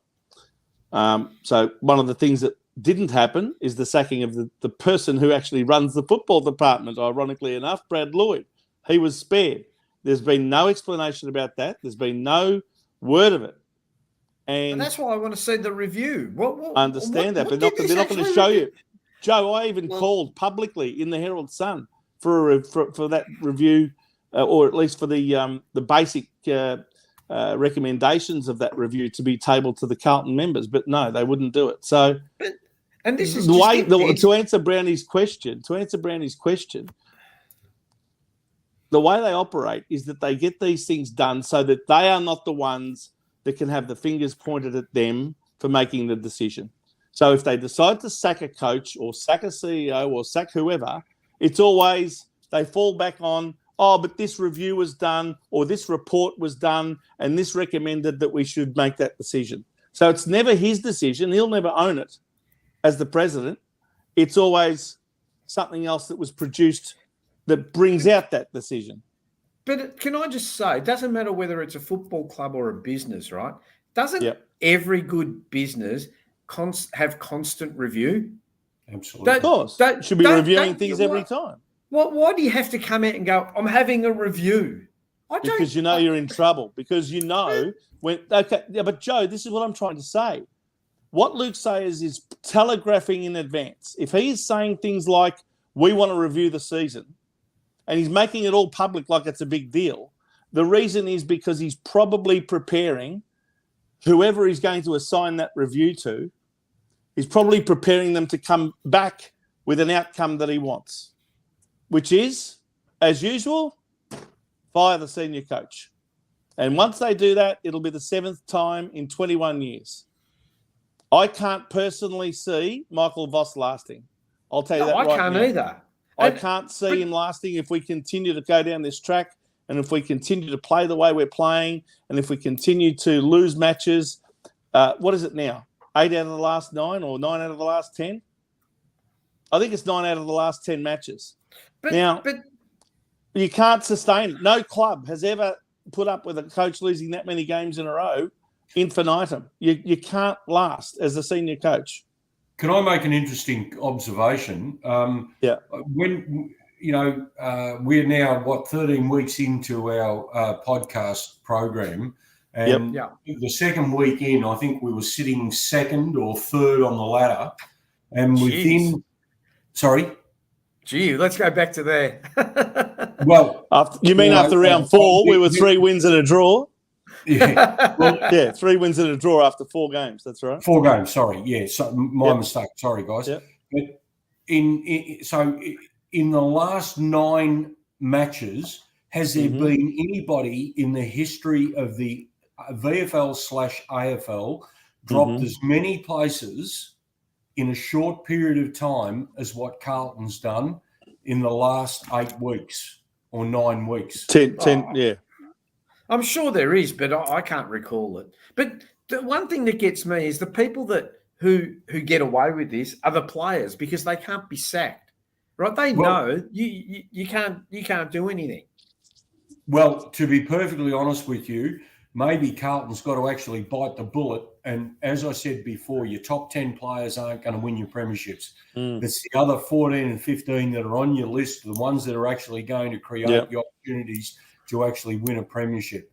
And the result is I can't see any of our current crop of players that can be a mentor for any of the younger players coming through. Now, in the 79 and the 81, 82, there was all of these experienced players which were mentoring the younger players which were able to actually bring them along. So if you've got someone that's actually mentoring you, that person will rise to the same level as what the person is that's been there, the experienced player. And I just cannot see anybody like that. Sorry, Joe, you were going to say? No, so I was going to say, so on that point then, Peter, why did people think we were going to be a top 8 team this year? Because some people said top 4. Yeah, but even last year we had this same problem about lack of leaders, right? Everyone celebrated last year because, we nearly made the finals and Patrick Cripps won the Brownlow. That's great for Patrick Cripps, right? Fantastic. But unfortunately, football's not an individual sport. It's not like winning the Grand Slam at Roland Garros or, like Djokovic winning the Open last night. That's great.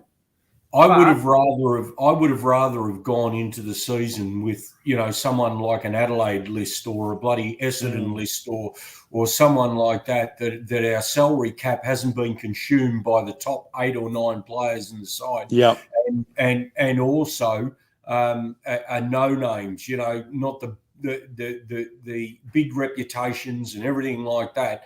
Yeah. I would have preferred to have gone into the season with something like that, where players have got to fight for their positions, and you're only as good as your last game. Let me tell you that, because if you're not performing on the big stage, then you shouldn't be on the big stage. Exactly. Can I just touch on that? Can you answer that question, Vince? Vince, do you think if Brian Cook was running the review, things would be different? It all depends on what brief Brian Cook's been given. Because, again, I reiterate, it doesn't matter who's doing the review. If the basis of the review is you've got to come up with this recommendation, well, then it doesn't really matter, does it? But if Brian Cook is being given carte blanche authority to run the review as he wants to, and to come up with whatever genuine recommendations he believes are in the best interest of the club, well, then, yes, it can be different. Yes. Anyway, okay. Look, the point I want to make, the question I want to ask Brownie is on the subject of this player contract situation. I can't help but think that when you've got a list management team who recruit players from other clubs on massive contracts, massive money compared to what they're really worth. And I'm talking about the McGoverns, the Martins, the Zach Williams, those types, right? Now, surely that's got to create a lot of disenchantment and create a lot of disgruntled players who are struggling to get contracts at even a third or even a quarter of that sort of money, who are busting their gut week in, week out to try and stay in the team and try and play well. These guys, can I tell you something? I'm going to give you some statistics here. Do you know that not one of those 3 players has played even half the available games that they could have played in the time that they've been with the club? So McGovern's been just under 50%. Jack Martin has also been at under 50%. And I think Zach Williams is at under 40% of the available games that they could have played. And yet they're on $700,000, $800,000, $900,000 a year contracts, these guys. Now, that can't be good for team harmony. Surely there's got to be some dressing room talk around that sort of thing. And people saying, look at these lazy bastards. They don't even get on the park half the time and they're on $700,000, $800,000, $900,000. And here I am busting my gut for $200,000, $250,000. But surely there must be something in their contract about if they're not on the park, they don't get the full. Oh, not necessarily. There has to be. No. Well, no, because in order to get them, Joe, this is where their player managers come into the picture. So if you want my player, you've got to offer him that per year, full stop, no questions asked, no conditions. No, he's got to play a certain amount of games. That's what you've got, and that's what they do. Well, when we go out and recruit these people, I said it last week, we're obviously not doing our due diligence correctly. That's the first thing. That's abundantly clear.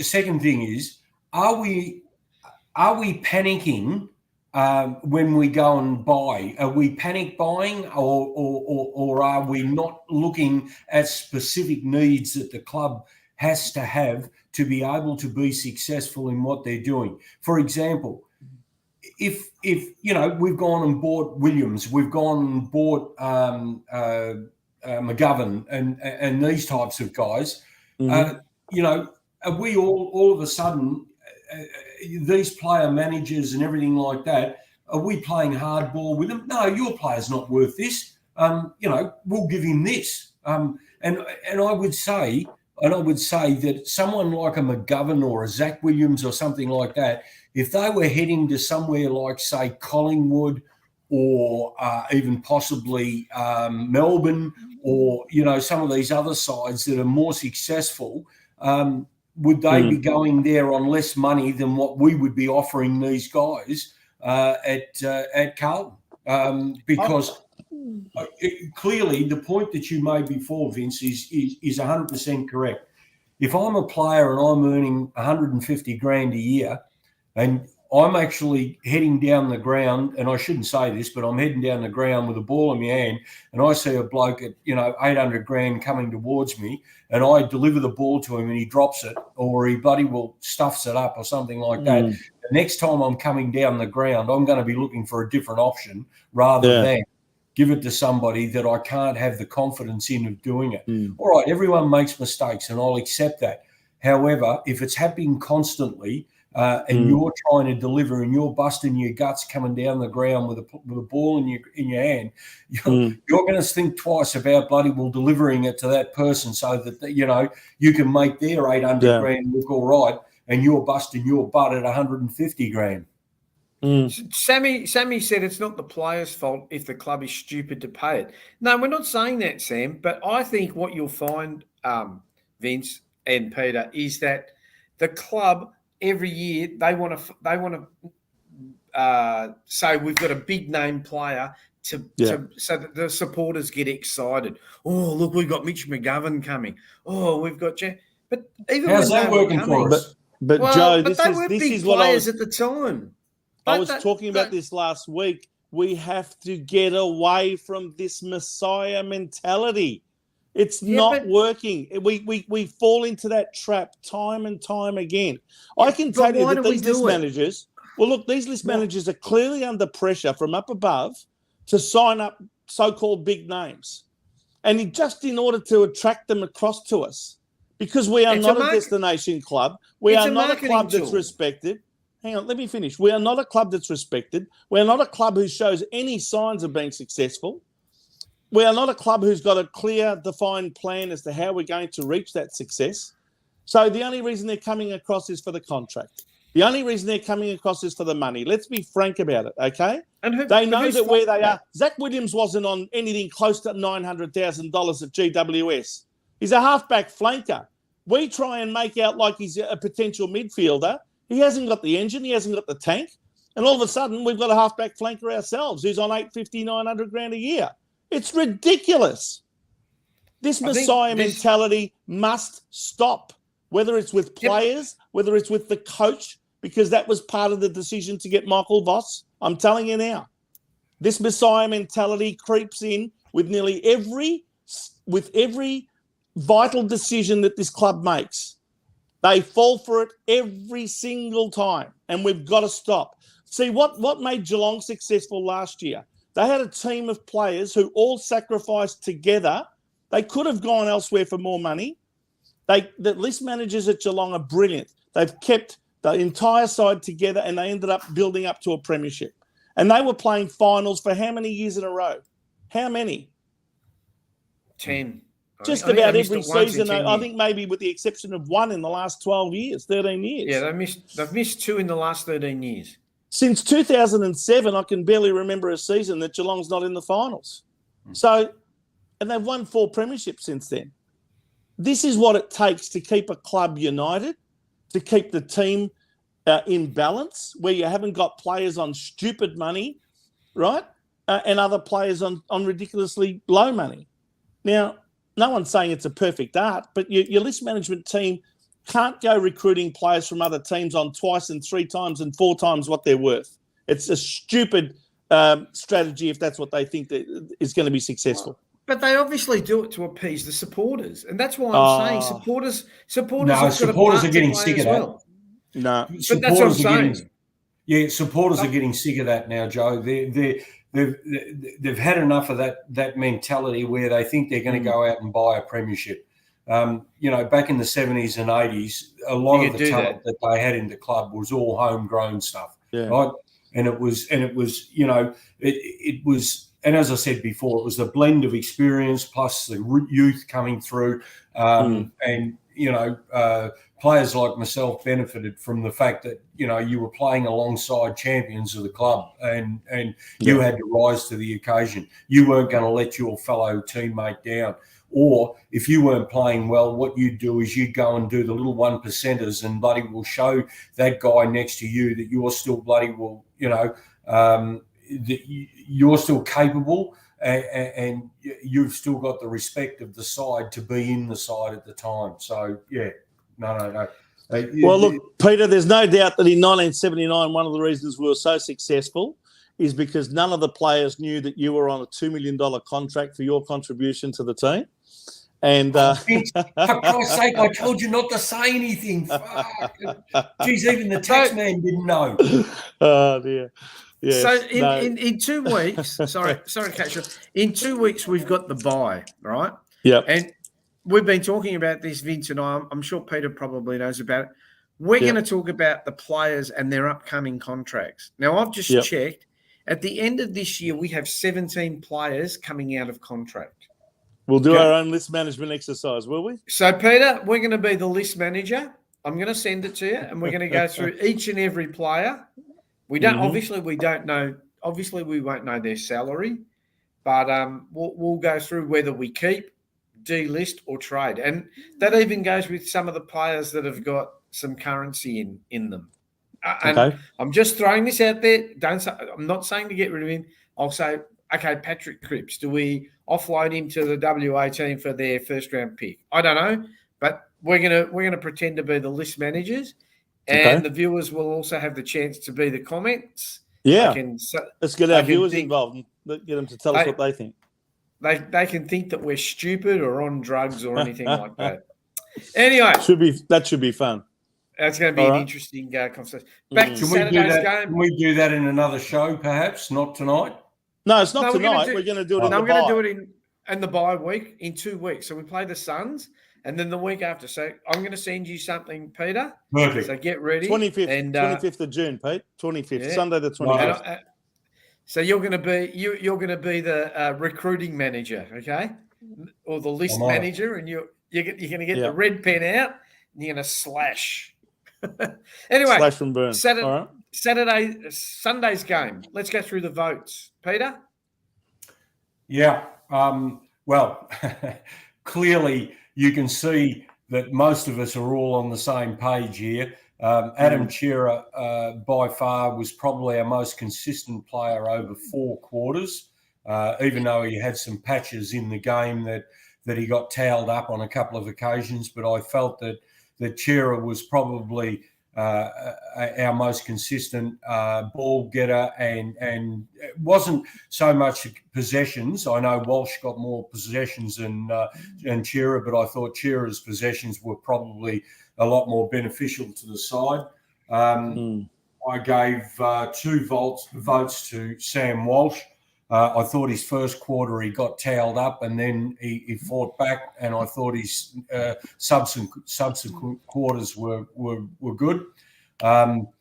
Although both of those players, and all 3 of my votes actually, I gave 1 to Doherty. Again, was a serviceable game, not outstanding, but serviceable. Racked up possessions and held his own. But realistically, all 3 of those players didn't hurt the opposition in terms of scoring on the board. And that's one of the things I said earlier about the fact that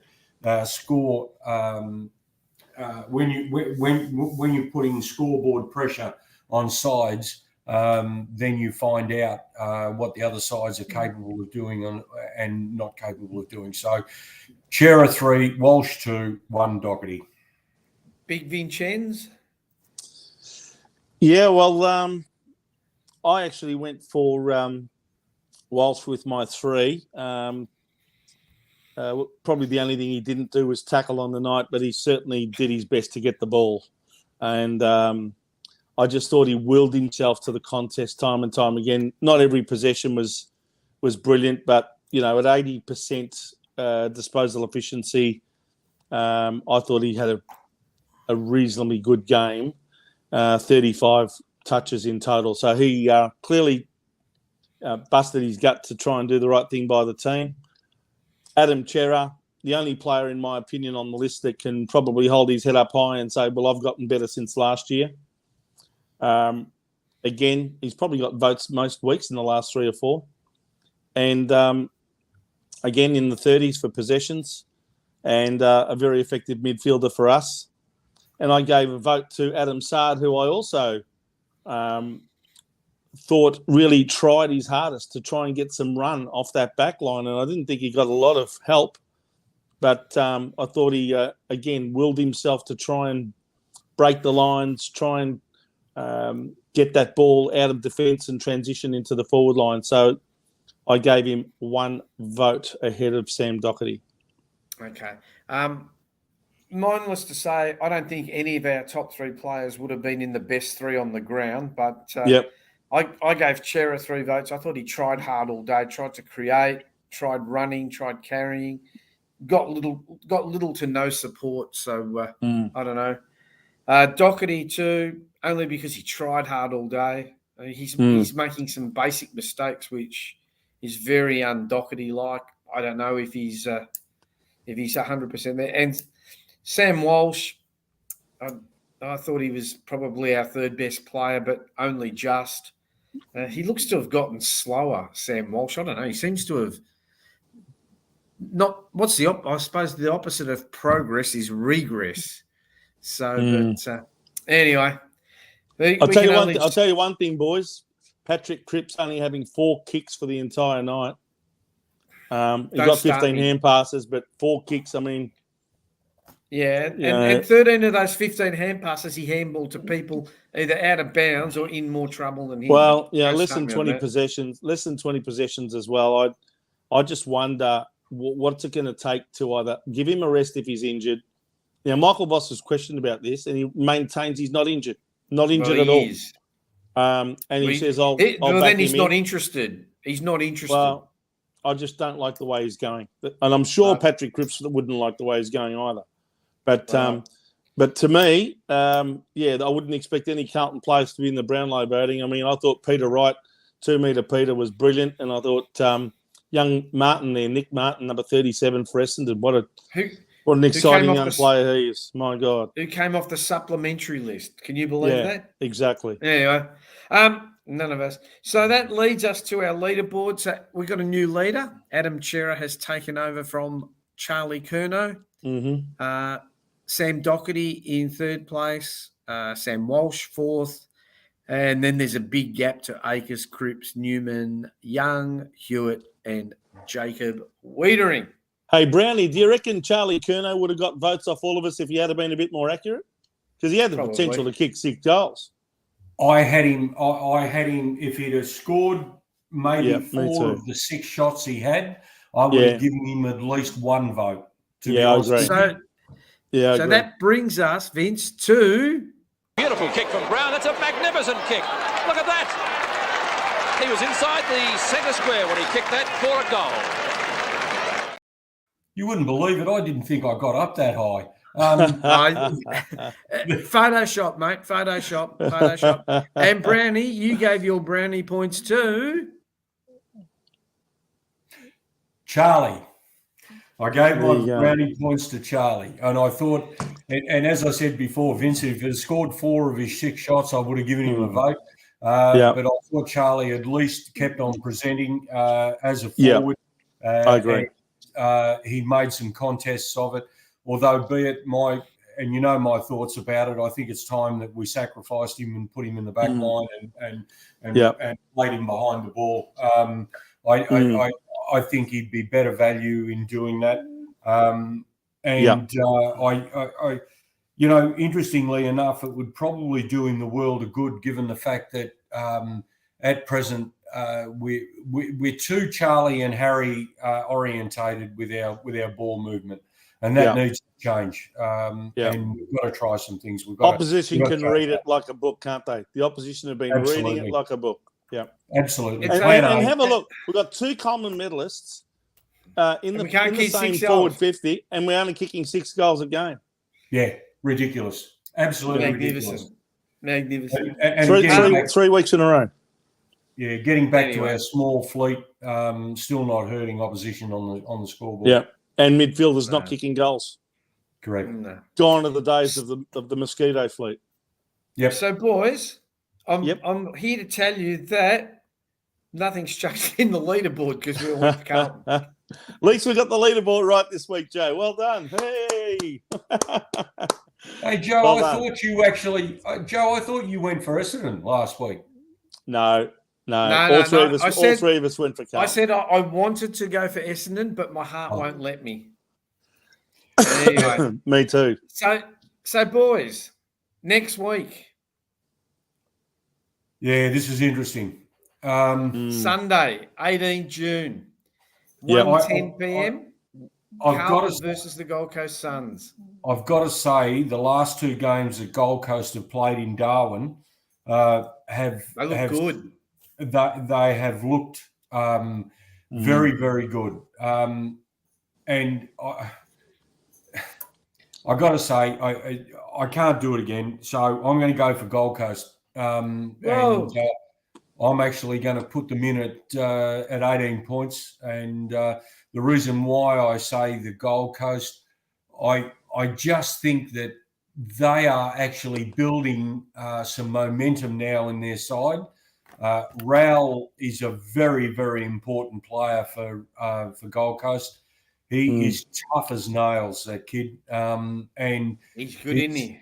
He epitomises for me what a midfielder should be, and he's tough.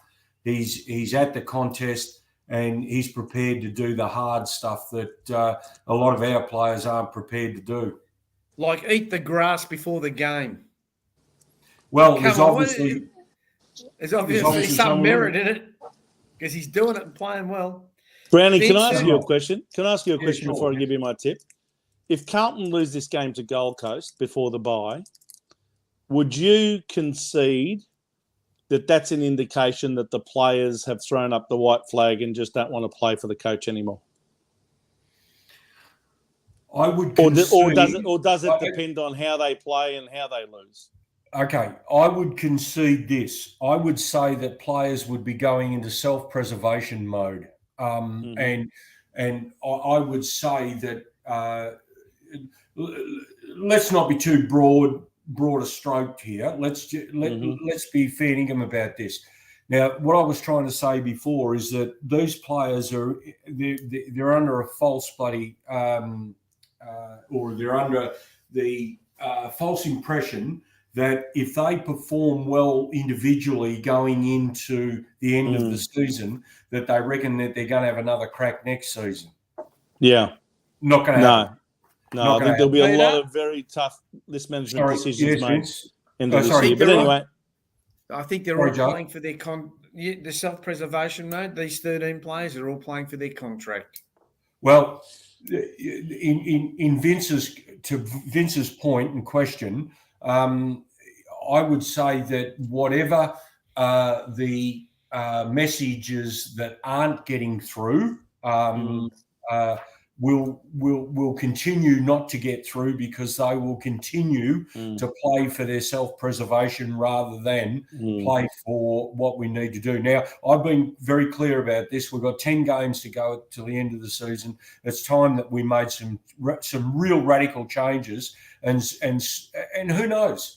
We might try something that may work, for God's sake.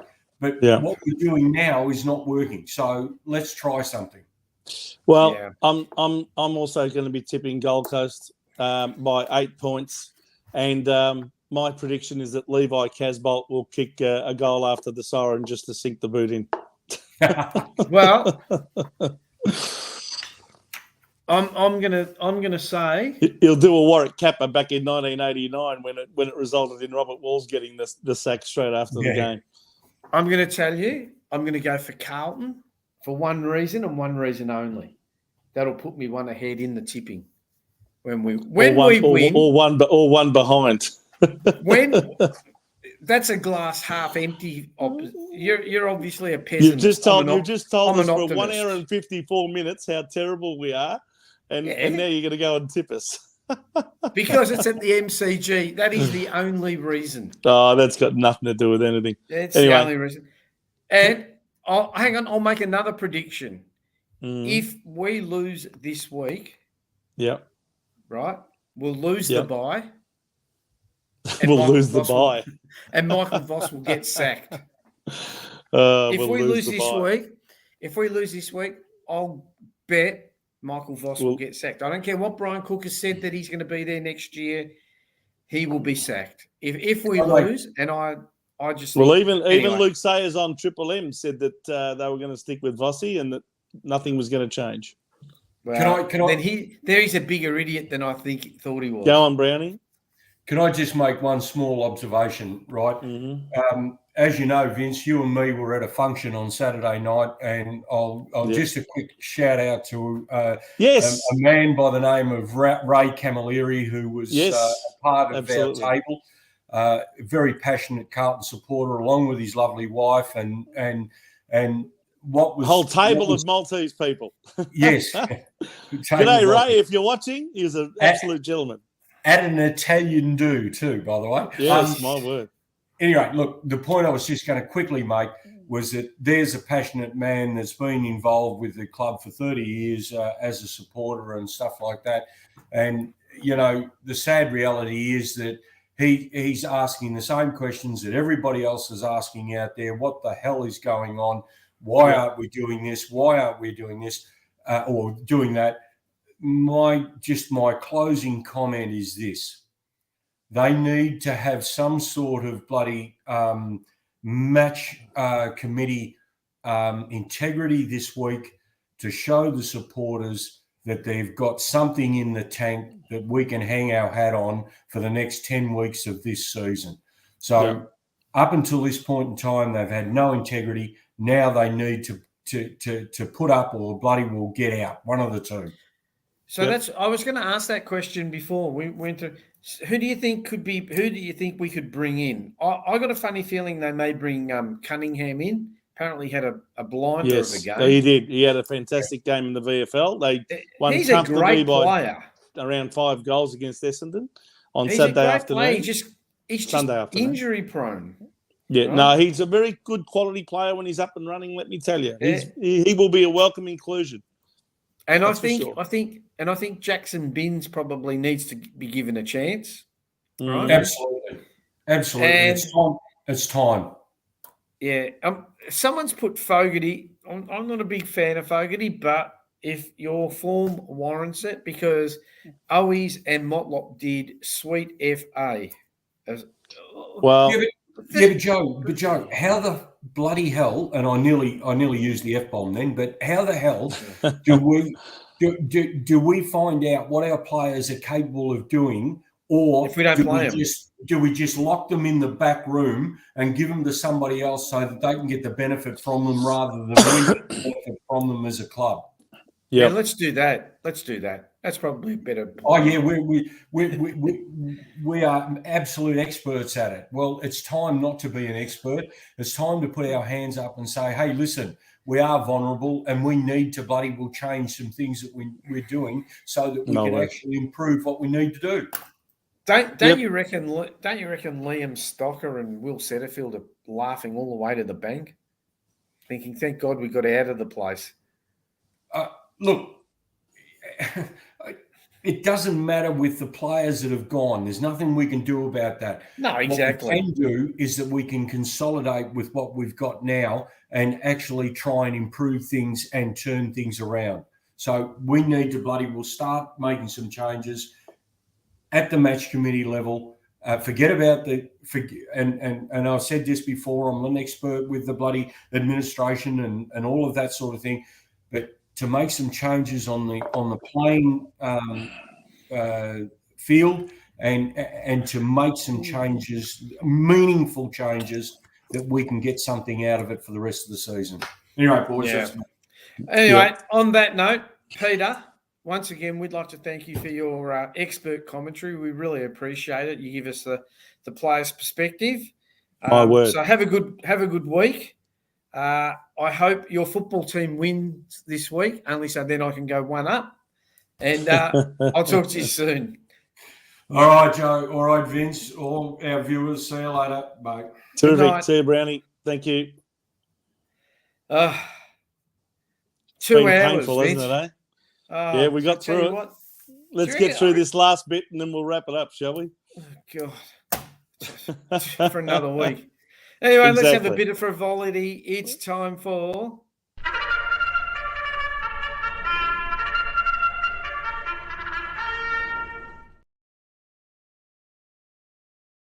Now, Vince, Oh dear. You ain't going too good, my friend. No, Last week, Menangle harness. Yes. Cash and flow. It didn't Came cash fourth. and flow. He came fourth. Yeah, he ran favourite. He ran favourite too. It was a terrible drive by Luke McCarthy. But if I didn't know any better, I'd say he deliberately kept the horse right at the back of the field until it was much too late to come home. But anyway, I would never make such an accusation. I would never make an accusation like that about a harness racing driver. But the thought did cross my mind. Okay. What's that? Handbrake Harry. Handbrake Harry White. No, yeah. God rest his soul. So Vince, we've got $10 left. This is your Omen Bet of the Week. We're going to plonk it on this horse here at Bunbury Harness on Wednesday. I don't know what have you done with the word Wednesday there? No, anyway. it's because of the way that the thing. Yeah. All right, anyway. Fair enough. Wednesday, the 14th of June. That's this Wednesday afternoon. It's at what is it?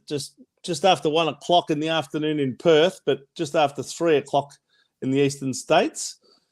At Bunbury, which is south of Perth, and we're going for a horse in race 4, which is number 1. Joe, if you'd like to put that screen up again. I'm just checking my original, and that it's not like that on my original, so I don't know why. Shell Shock. Yeah, that's the one. Number 1, Shell Shock. That's what we are. We're all shell shocked at Carlton. We just cannot believe that in the last 9 weeks we've lost 8 matches. And slipped from 4th down to 14th. So I'm hoping that our last $10 in the bank account will be invested into this one, and hopefully it runs at reasonable odds so we can get somewhere near back to our $40 opening balance, hopefully. So even though I've got TBA, we've got nil money in the bank. So this is like the get out. This is the get out stakes, Vince. That's it. Yeah, otherwise, we'll have to find another deposit from somewhere during the buy. I'll have to rack up some money from somewhere. You'll have to put DC. You are absolutely right. There's a lot of nils. So anyway. Oh well, so they're all Omen bets based on the names of the horses and something to do with Carlton. So it's not easy to find them. But let me tell you. We'll see if this one can do the job. It's going to be driven by WA's number 1 driver, Denny Roberts. She's an absolute star. And for the all-conquering Greg Bond stable over there in WA. And they're the number 1 stable as well. So we've got the right trainer and the right driver. Hopefully the horse is able to win from the pole position number 1. We just need the right bet anyway. We just need, hopefully, the bet to come off. Yeah. All right, guys. So we've been going for 2 hours. For a 1 hour show, I think that's pretty good. We're not a 1 hour show. What are you talking about? We're never going to be a 1 hour show. It's time for us to go. So I hope everybody's enjoyed the banter. I'm sorry I have a bit of a rant. That's all right. You're entitled to do that. Yep. Don't forget, this week coming up, tomorrow night, the Jumper Punch. The boys at the Jumper Punch. Yep. So I believe. By the way, it's when you say the boys, it's actually Rocco and Paul Sebastiani will be joining him, along with a viewer who won the I think her name was drawn out. Matula is her name, and she'll be very good value too. I met her at the Jumper Punch launch back in March, so looking forward to that tomorrow night from 7 o'clock on the Blue Broad channel. Then on Wednesday at 7 p.m. on this channel, on the Jumper Punch channel, you have Forever Rivals. So Rocco and the guys who support Collingwood, Richmond and Essendon. Tell you what, Rocco will be very relieved that Melbourne beat Collingwood today. I think he was thinking, oh my God, I'm going to cop it from all 3 of them. But Collingwood happened to get knocked over today, so he'll be breathing a sigh of relief because of that. He will. And after that, there is Legends of the Jumper Punch. And I can exclusively reveal who is on that show. Hi, everyone. It's Paul Molly Meldrew from the Carlton Football Club back in the 80s. Premiership player in 87. Just reminding you to make sure you tune in to the Jumper Punch every Tuesday at 7 o'clock in the evening.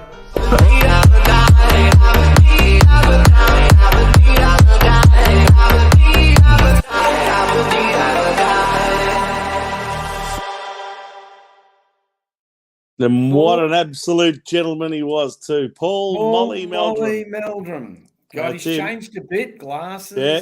Still He hasn't got the peroxide blonde hair anymore and the spiky hair, but he's looking $1 million at the moment. He's about 62 years of age. Yeah, he's about the same age as me. So he's great guy, he's fantastic right. interview. We had a wonderful interview with him, and let me tell our viewers something quite exclusive that was revealed during this interview. Yeah, a couple of things actually. Go. What you'll hear is an in-depth description from Paul Molly Meldrum about what happened with the Peter Motley car accident back in 1987. Oh, really? Because he's never been interviewed. He's never told the full story to anybody. So he has done that with us.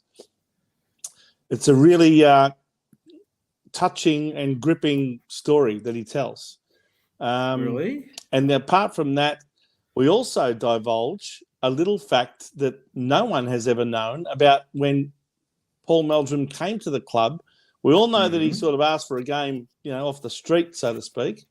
But another little detail about that story has never been revealed, and it will be revealed on Wednesday night on Legends of the Jumper Punch when we interview him, where he was fortunate enough not to be chopped when he was meant to be chopped from the list before they even started that year. But he fortunately played in a practice game, and everything got reversed before he actually got told not to come back. So it's a really great story. That'll be a great show. And then don't forget, back to Sunday nights next week is Blue Sunday, 7:30. So we only did Monday night this week because of the King. I nearly said Queen.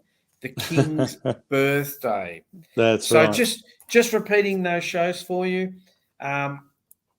Next Monday night you'll have this week you'll have the Jumper Punch tomorrow night at 7 p.m. on Blue Abroad channel. Then on Wednesday night on the Jumper Punch channel, you'll have Forever Rivals at 7 p.m. followed by Legends of the Jumper Punch with Paul Molly Meldrum at 8 p.m. And next Sunday night you'll have the greatest show on the internet, Blue Sunday, with Vince Loccisano, myself, and special guests Peter Brown. So, Vince, is there any last words that you'd like to say before we leave? All I can say to all the Carlton supporters out there is I understand how you must be feeling, because I feel like it's a hopeless situation at the moment. Clearly the season's done. Clearly, we're going to go through another year without playing finals. What can I say? The club that we get is the club that we tolerate. If it's getting to a point at the end of this season where we are not prepared to cop what this club's administration and board, its governing body, deals out to us anymore, we have to start standing up for what we are prepared to accept and what we're not prepared to accept. That's all I'm going to say. And absolutely. It'll be very interesting to see what happens in this last 10 weeks. But we'll be back to saddle up again next Sunday night and review the Gold Coast game before we have the bye. So thanks for watching tonight. Before we leave, don't forget, people, follow us on Facebook and subscribe to YouTube. Remember, it costs nothing. And if you subscribe to the Jumper Punch for the people who live in Melbourne, I think you get 17.5% at Schnitz Northland. Yes. So that's 25% off if you join as a member of the Jumper Punch. Well, there you go. So from Joseph Luzza here in Bangkok and Vince Loccisano there in Melbourne, it is good night. Good night.